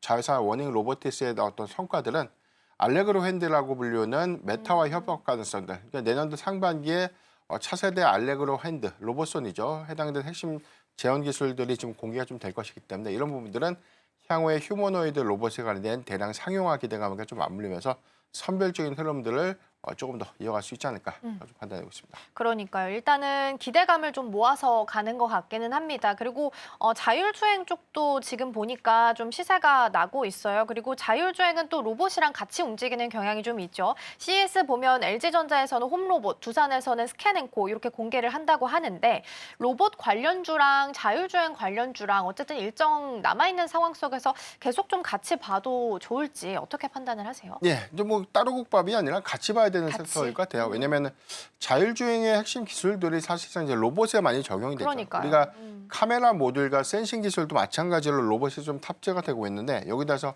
라이더 장비 같은 경우도 이 로봇의 어떤 사물 감지를 좀 통해서 해당된 기술이 뭐 휴머노이드 로봇 같이 향후에 어떤 좀 고도화된 어떤 로봇 안에서는 핵심적인 어떤 기술이 좀 될 수 있기 때문에 이런 부분들을 특히나 우리가 로봇의 어떤 부분이 공정용 로봇이라고 해서 산업 안에서 쓰고 있는 뭐 이송 로봇이라든가 아니면 단순한 어떤 작업을 좀 수행하는 로봇을 의미를 좀 넘어서 서비스 로봇으로 좀 개화되고 있고 실질적으로 단순한 어떤 2차원적인 어떤 작업을 좀 수행했던 단계에서 지금 휴머노이드라고 해서 사람처럼 걷고 일단 뭐 적재된 무게도 좀 견뎌내면서 공정을 좀 수행하는 로봇으로 네. 고도화가 좀 되는 부분들은 자율주행의 핵심적인 어떤 기술과 좀 연동될 수 있는 부분들이기 때문에 앞으로 뭐 자율주행이라는 것은 뭐 단순하게 뭐 전장 부분에 대한 부품에만 좀 국한된 것이 아니라 이 부분이 휴머노이드 로봇이라든가 자율 이송 로봇 같은 자율주행 로봇 같은 부분들에 대한 확장성들을 좀 고려할 때 그래서 최근에 뭐 HL 만도라든가 뭐 현대모비스, 현대위아 같은 기업들이 단순하게 어떤 자동차 그리고 자율주행의 어떤 부품에 대한 어떤 기술 의미를 좀 넘어서 로봇 사업으로서에 대한 어떤 확장성들이 조금 더 빠르게 좀 이루어지고 있지 않나라고 좀 판단되고 있기 때문에 일단 뭐 이번에 이 CES 2016의 가장 큰 화두가 될 수 있는 부분들은 피지컬 AI죠. 이 부분은 하드웨어에 대한 어떤 강점인데 단순한 하드웨어 어떤 강점보다 로보틱스 기술과 좀 더 결합돼서 시너지가 좀 예상될 수 있는 부분들. 그래서 향후에 기술이 진보되고 여기서 대량적인 어떤 양산 체제 전환에 따른 어떤 수혜가 좀 될 수 있는 종목군들은 재차 좀 관심 있게 좀 이어질 수 있겠다라고 좀 판단해 보겠습니다. 네, 확실히 CES를 앞둔 상황 속에서는 로봇, 뭐 자율주행 이런 쪽의 주목도를 높일 수밖에 없는 것 같긴 합니다. 일정이 좀 얼마 남지 않았죠. 1월 초기 때문에 같이 나오는 대로 좀 체크를 해보도록 하겠고요. 이제는 자율주행까지 본다면 구분할 게 아니라 같이 가져야 된다라는 부분으로 정리해 보도록 하겠습니다. 자, 가장 주목받는 섹터 그리고 가장 궁금하실 섹터로 넘어가서 반도체 이야기해 보겠습니다. 반도체 빅2로, 그러니까 탑2로 계속해서 수급이 좀 쏠리고 있는 상황인 것 같습니다. 오늘도 1, 2위 종목이 외국인과 기관 동일하게 1등이 삼성전자, 2등이 SK하이닉스로 가수급상 잡히고 있습니다. 그리고 이제 지난주 금요일 기준까지 봤을 때는 기관 투자자가 7거래일, 외국인 투자자가 4거래일 정도 계속 동등하게 좀 들어오고 있는 상황이거든요. 그래서 내년도에도 슈퍼사이클에 대한 기대감을 계속해서 이어가 봐도 좋을지 어떻게 판단하실까요? 네. 일단 뭐 지난주 금요일 장세를 보면 사실상 반도체 빅2의 수급을 좀 다 가져갔다라 그렇죠. 좀 보는 게 명확할 것 같고 11월 초에서 12월 중순까지만 하더라도 사실상 외인 매도세가 좀 집중적으로 좀 반영이 맞아요. 됐기 때문에 코스피의 상당한 또 외인 수급의 이탈은 삼성전자 그리고 SK하이닉스에 좀 더 집중되지 않았나. 특히 SK하이닉스의 경우에는 투자 경고 종목으로 좀 지정이 되면서 우리 해당되는 어떤 수급이 다소 좀 노이즈성으로 좀 이어졌던 부분들, 수급의 어떤 정치 요인들 안에서 외인의 수급폭들이, 외인의 매도세가 조금 더 삼성전자에 비해서 좀 과하게 좀 반영이 좀 됐는데 일단 이런 부분들이 마이크론의 실적 발표 이후에 전환점이 좀 된 것 같습니다. 대체적으로 이번 뭐 실적의 경우에는 매출과 EPS에 대한 실적 부분을 확인했고 다음에 이제 차기 가이던스의 추정치가 월가 전망치보다 다소 좀 높게 제시가 됐던 점들은 최근에 이 메모리 가격의 어떤 상승분들 그리고 수요의 어떤 타이트한 수요에 대응하기 위한 어떤 물량 부분들 그래서 뭐 HBM에 관련된 수요를 논외로 하더라도 뭐 레거시 부분에 대한 어떤 수요 부분들까지 좀 이어지면서 이 부분이 추가적인 어떤 삼성전자와 SK하이닉스의 실적 기대 요인으로 좀 작용하지 않았나. 라고 좀 판단되고 있습니다. 그리고 지난주 금요일에 어떤 특정된 내용들 보면 SK하이닉스와 삼성전자가 내년 2월부터 HBM4에 대한 맞아요. 양산을 좀 본격화한다라는 부분들인데 일단 SK하이닉스의 HBM4 사실상 뭐 양산 승인 부분들은 이미 알고 있었던 부분들인데 삼성전자가 이번에 HBM4에 대해서도 다시 SK하이닉스와 좀 결을 좀 같이 하면서 2월 달에 양산을 진행한다는 부분들이 네. 일단 뭐 SK하이닉스보다 삼성전자의 수급을 좀 이끌면서 52조 신고가를 좀 경신하게 된 배경이 좀 되지 않았나라고 좀 판단되고 있는데 SK하이닉스의 경우에는 청주의 에미로엑스 공장이죠. 여기서 HBM4에 대한 양산이 좀 예정되고 있는데 전체 클린룸 2개동 중에서 한 개동을 2월 달에 좀 준공과 동시에 좀 양산이 좀 진행된다고 하고요. 가동률 100% 정도에 대한 목표치는 2027년도 상반기이기 때문에 일단 뭐 HBM3 뭐 16단, 뭐 12단에서 16단까지 좀 이어지고 있는 일단 뭐 전체적인 어떤 이 꽉 찬 수요에 좀 대응하는 부분들 이외에 HBM4라는 신규 수요에 어떤 대응하기 위한 어떤 증설 투자 부분들이 이루어지고 있는 점들 좀 긍정적이다라고 좀 판단되고 있고 삼성전자의 경우에는 평택 캠퍼스에서 HBM4에 대한 어떤 양산 부분들 진행될 수 있는데 전체 디램 캐파를 보면 뭐 월 기준에서 삼성전자 한 65만 장, SK하이닉스 한 55만 장 정도의 어떤 캐파를 좀 보유하고 있기 때문에 일단 숫자적인 어떤 측면들이 HBM4에 대한 어떤 수요가 좀 맞물리면서 일단 삼성전자의 어떤 추가적인 어떤 실적 성장들은 4분기에 일부 확인 그리고 내년도 상반기부터는 본격적인 어떤 증인 모멘텀들에 대한 관심도는 좀 크게 좀 증가될 수 있지 않을까라고 좀 판단하고 있습니다. 일단 수급상으로는 확실히 개선되는 모습이 나타나고 있어서 이러한 부분들은 좀 눈여겨볼 만한 것 같고요. 특히나 외국인과 기관이 정말 딱 동일하게 같은 날부터 기관 들어가고 같은 날부터 외국인이 좀 들어오기 시작을 했습니다. 환율도 일단 크게 구두 개입송에서 좀 떨어진 부분이 있기 때문에 이러한 부분도 안정적으로 좀 수급이 들어올 수 있는 매크로적인 환경을 만들어주고 있다라는 부분까지 챙겨보시면 좋겠습니다.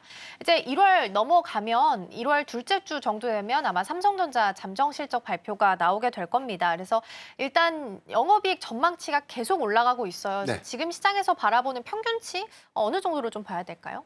증권사 리포트에 대한 내용들을 보면 일단 한 달 전에 평균 컨센서스에 대한 추정치가 14조 원대 중반까지 좀 형성이 됐다가 네. 최근 업데이트된 내용들에 대한 토탈치를 보니까 15조 원대 중반까지 평균적으로 좀 구성이 됐습니다. 네. 상단으로는 19조 원대가 좀 제시가 좀 돼 있는 네. 상태고 일단 이 부분은 4분기 서버용 디램 가격이 60% 정도에 대한 가격 상승 분들을 좀 반영했기 때문에 예상보다 견조한 영업이익이 영업이익에 대한 어떤 달성 추정치는 충분히 좀 도달이 좀 가능하지 않을까라 좀 판단되고 있고 여기 대해서 일단 하이퍼스케일러양 매출 비중에 대한 부분들 이 부분은 고객사양 단가 부분들이 뭐 12월 달 기준에서 알려진 대로 한 20에서 30% 정도에 대한 인상 통보가 좀 있었다. 그러니까 이게 일회성 정도의 어떤 기인 효과들보다는 내년도에 타이트한 수요, 특히나 일단 뭐 분기별로 단가 협상을 했던 전통적인 어떤 거래 방식과는 좀 다르게 네. 1개월 단위로 재차 좀 가격 인상 부분에 대한 유연성들이 통보가 된다면 뭐 일단 내년도 1분기 실적, 2분기까지 이어질 수 있는 부분들은 이익 확장 관점에서 좀 긍정적인 기대 요인들이 좀 될 수 있겠다라고 좀 판단되고 있고 SK하이닉스의 경우에는 1월 말이죠. 잠정 실적 발표가 좀 예고되고 있는데 대체적으로 이 영업이익 평균 컨센서스에 대한 추정치가 14조 원대 중후반, 한 14조 한 6천억 정도로 좀 예상이 되고 있고 최근 기점에서 보면 한 16조 원대 초중반까지 컨센서스가 좀 올라갔습니다. 네. 그러니까 최대치의 부분들을 보면 일단 3분기 영업이익이 10조 원, 이 부분이 사상 처음으로 10조 원을 좀 돌파한 것이기 때문에 만약에 4분기 때 16조 원이라는 영업이익을 좀 달성하게 된다면 굉장히 큰 폭의 이익 확장을 이뤄낸 셈이고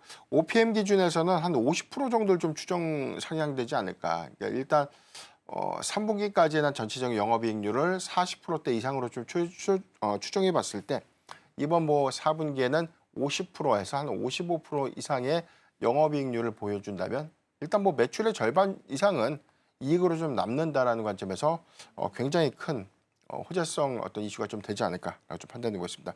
이 부분도 뭐 HBM의 어떤 수요 지속 부분들, 특히나 뭐 낸드 가격 부분은 뭐 12월에 어떤 예상의 어떤 수요 전망치에 대한 100% 비율에서 하회된 부분들이기 때문에 내년도 상반기부터는 낸드 메모리 역시도 쇼티지에 관련된 우려감들이 커지는 부분들인데 이 부분은 SK하이닉스의 뭐 HBM 수요를 좀 논의를 하더라도 단가적인 측면에 상당한 좀 이점으로 좀 작용될 수 있겠고 이런 관점에서 봤을 때는 일단 뭐 SK하이닉스도 일단 HBM 수요를 좀 기반으로 해서 이번 4분기 실적 역시 상당한 어떤 실적의 어떤 기대감들 충분히 좀 이어갈 수 있지 않을까라고 좀 판단하고 있습니다. 네, 일단 내년도 실적 전망치가 기대감이 계속 높아지고 있는 것 같습니다. 지금 한 달 사이에도 무려 1조 가까이 증가를 한 상황이기 때문에 내년도는 더 좋아질 거다라는 부분은 일단 명확하게 깔고 갈 수 있지 않을까 싶습니다. 그러면 이제 최근에 엔비디아랑 그 그록 관련해서 라이선스 계약 이야기가 좀 있었잖아요. 그래서 이 부분 잠깐 좀 짚고 갈 텐데 여기서는 LPU라는 새로운 개념이 일단 등장을 하게 됐습니다. 근데 지난주 금요일에 디자인하우스 쪽에서 오랜만에 반등세를 좀 시연을 했거든요. 그러면 이 라이선스 계약과 관련한 이 이슈를 끌고 들어와서 우리 국내 증시로 좀 본다면 여전히 살펴볼 만한 부분들이 좀 남아 있을까요?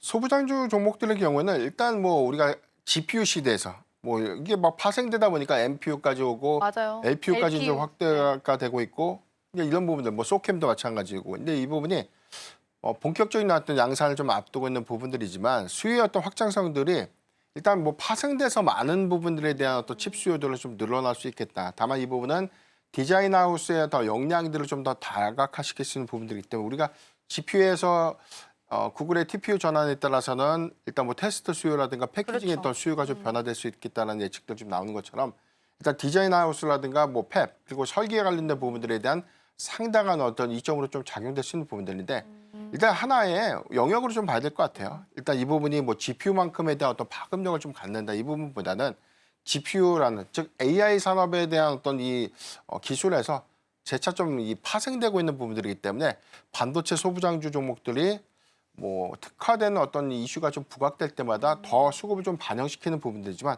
공통점들은 사실상 실적과 좀 연동되는 부분들은 뭐 AI 수요가 좀 가장 클 수가 있겠죠. 그래서 그렇죠. 그 때문에 저는 숫자적인 어떤 측면에서 접근을 해야지 뭐 단기적인 어떤 기대감들 그다음에 이 부분에 대한 시장성들만 좀 고려해서 수급을 좀 더 가져간다라고 좀 보기보다는 전통적인 어떤 실적의 어떤 유입률들이 좀 좋은 그런 종목군들에 대한 부분들은 재차 좀 쉬어가는 구간에서 저는 충분히 좀 모아가는 전략이 유효하지 않을까 좀 판단해 보겠습니다. 네, 그렇게 보면 시장 파이가 더 커졌다라는 측면에서 포인트를 잡고 전략을 세워야 된다라는 것 같고요. GPU에서 TPU로 넘어갈 때는 뭐 소켓, 테스트 관련주들이 좀 주목을 받았다면 이번에 LPU라는 새로운 개념이 또 등장을 했을 때는 디자인 하우스 쪽, 설계 쪽으로 봐야 된다라는 부분으로 정리해 보겠습니다. 자, 그러면 오늘 장 안에서 반도체주들 중에서 어떤 종목을 주목하고 계시는지 궁금합니다. 일단 워낙 종목이 좀 많고 사실 이 안에서 반도체 투톱을 제외하고 소부장단은 올라온 종목들이 우후죽순이다 보니까 가리기도 네. 쉽지 않거든요. 어떤 종목 탑픽으로 좀 보면 좋을까요? 네, 뭐 반도체 빅2는 뭐 말씀을 좀 굳이 드리지 않더라도 재차 조정시 매수 관점이 유효하다는 점 참고하면 좋을 것 같고요. 일단 한미반도체를 좀 봐야 될 것 같습니다. 10월 20일기쯤에서 15만 9,200원, 52주 고가 이후에 일단 최근에 일부 이 반도체 섹터의 수급적인 노이즈가 좀 반영이 됐고 최근 한 3거래일 동향들을 보면 수급적인 어떤 완화 기조가 좀 반영이 되면서 일단 HBM4에 대한 어떤 시장의 개화 부분들이 동사의 향후의 어떤 이익 확장 관점에서 중요한 좀 전환점이 좀 되지 않을까라고 좀 판단되고 있는데 네. SK하이닉스의 이원화 정책으로 인해서 사실상 수급적인 어떤 노이즈가 좀 작용됐던 점, 고점 대비 주가 단기적인 어떤 조정폭이 좀 컸었고 다만 2분기를 기점으로 보면 수출량 비중이 한 80%대를 좀 차지하고 있죠. SK하이닉스를 좀 논외로 하더라도 해외 고객 사양에 대한 매출 집중도가 좀 높아졌다는 점. 특히나 TC본도의 부분들은 내년 뭐 하반기부터 그다음에 2027년도까지 이어지고 있는 뭐 빅다이 뭐 TC본도라든가 하이브리드 TC본도 같이 차세대 TC본도 기술 부분들은 HBM4의 어떤 이 본딩 방식에 대한 어떤 변화 요인 안에서 시장을 좀 선점하는 관점, 특히나 하나비전과 좀 기술적인 비교가 좀 가장 큰데 네. 아직까지 뭐 기술력의 관점에서는 한미반도체가 시장을 좀 더 선점해서 좀 끌고 갈 수 있는 부분들, 삼성전자의 어떤 공급설까지 재차 좀 부각이 되고 있는 부분들은 동사의 상당한 어떤 기술 또는 향후의 어떤 외형 확장의 네. 기회 요인들이 좀 될 수 있기 때문에 저는 13만 원대 회복했던 한미반도체의 경우에는 이제부터 조정시 저는 점진적으로 좀 모아갈 수 있겠다. 향후의 영업이익률에 대한 또 기대치 그리고 여기에 부과된 실적을 주목해 볼 필요가 있겠다라고 좀 판단하고 있습니다. 네, 한미반도체 정말 오랜만에 또 들어보는 종목이 아닐까 싶습니다. 그런데 우리가 또 모르는 사이에 수급은 또 개선이 되고 있었네요. 기관 쪽에서 지금 보니까 거의 12월 초부터 한 이틀 정도를 제외하고는 쭉 순매수가 지금 나온 상태고요. 지난주 금요일도 보면 외국인 투자자가 같이 좀 들어와 주는 모습도 확인이 됩니다. 어쨌든 13만 원에 대한 회복이 나온 부분이기 때문에 내년도를 좀 더 보시면 좋겠고요. 여전히 HBM 관련해서 TC 본더는 따라올 자가 없기 때문에 내년도도 추가적인 상승이 가능하지 않을까 싶습니다. 5일선, 21선 타면서 올라가기 시작을 했으니까 추가적인 상승폭 함께 체크해 보도록 하겠습니다. 자, 이렇게 해서 탑픽 종목까지 잘 들어봤고요. 대표님과는 여기서 인사 나누겠습니다. 오늘 말씀 고맙습니다.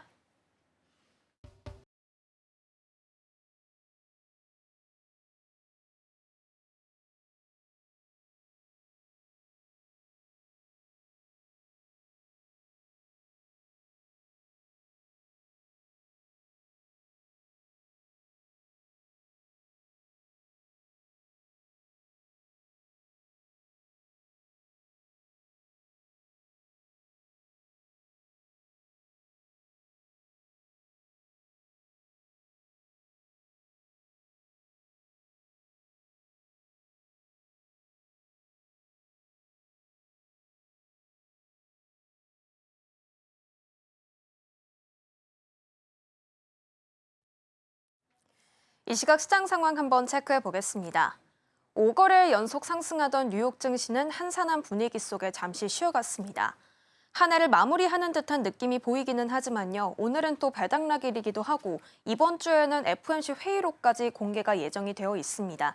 따라서 단기 변동성은 좀 염두에 둘 필요가 있겠습니다. 자, 지난주 환율의 흐름도 꽤 드라마틱했습니다. 1,420원대까지 내려오면서 고환율의 부담에서는 좀 벗어난 듯한 모습이었죠. 자, 일단 오늘은 마지막 거래일, 올해의 마지막 거래일을 하루 앞둔 상황입니다.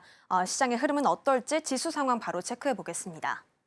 자, 우리 양시장 상승 출발했습니다. 변동성이 예상되기는 했지만요. 반도체주에 대한 기대가 조금 몰리게 되면서 양 지수가 빨간불을 켜주고 있습니다.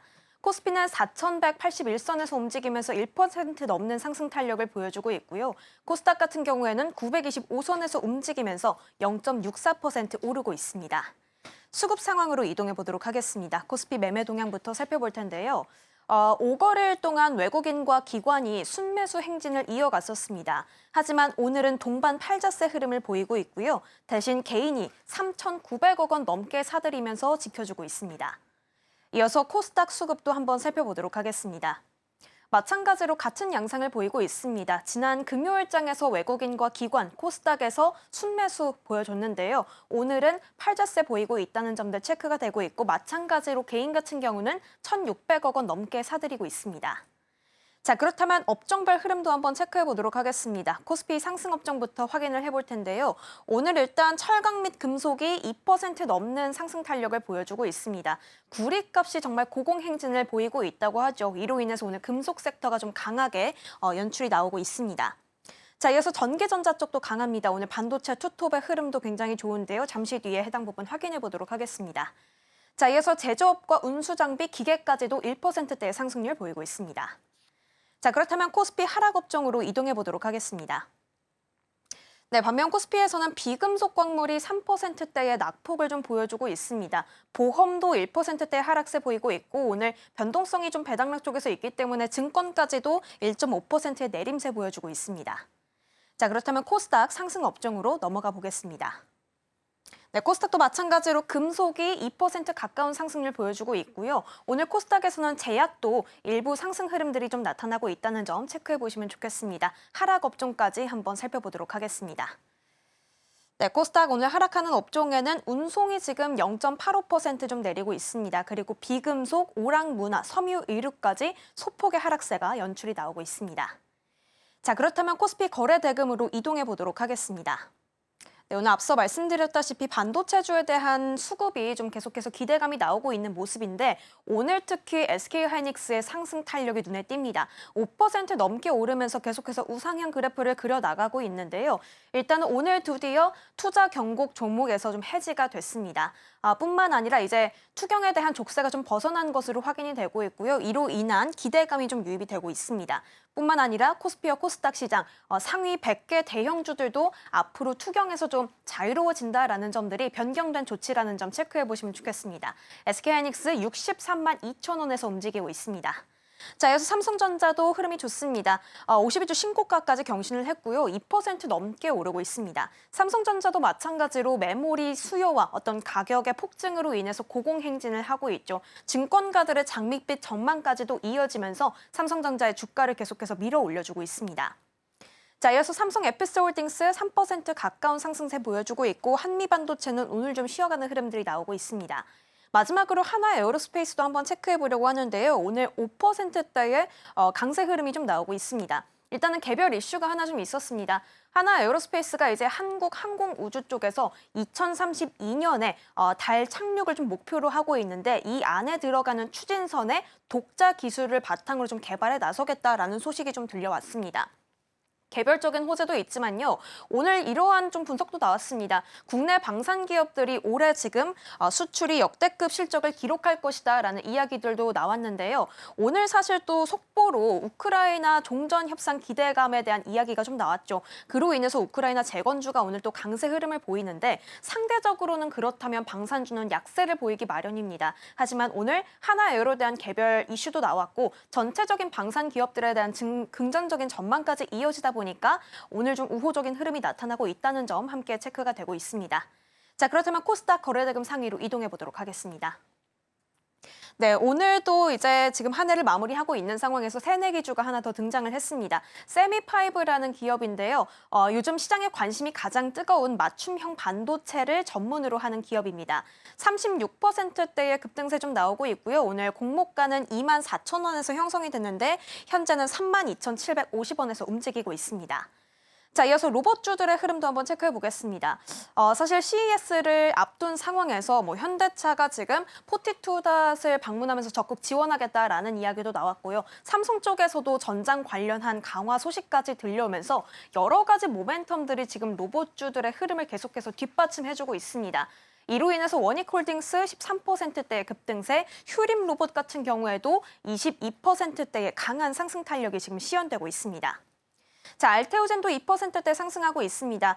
신한투자증권의 분석이 좀 나왔는데요. 글로벌 제약사들이 현재 줄줄이 대기를 하고 있는 상황이다라는 우호적인 분석이 좀 나오면서 오늘 알테오젠이 2%대의 강세 흐름 보이면서 44만 9,750원에서 지나가고 있습니다.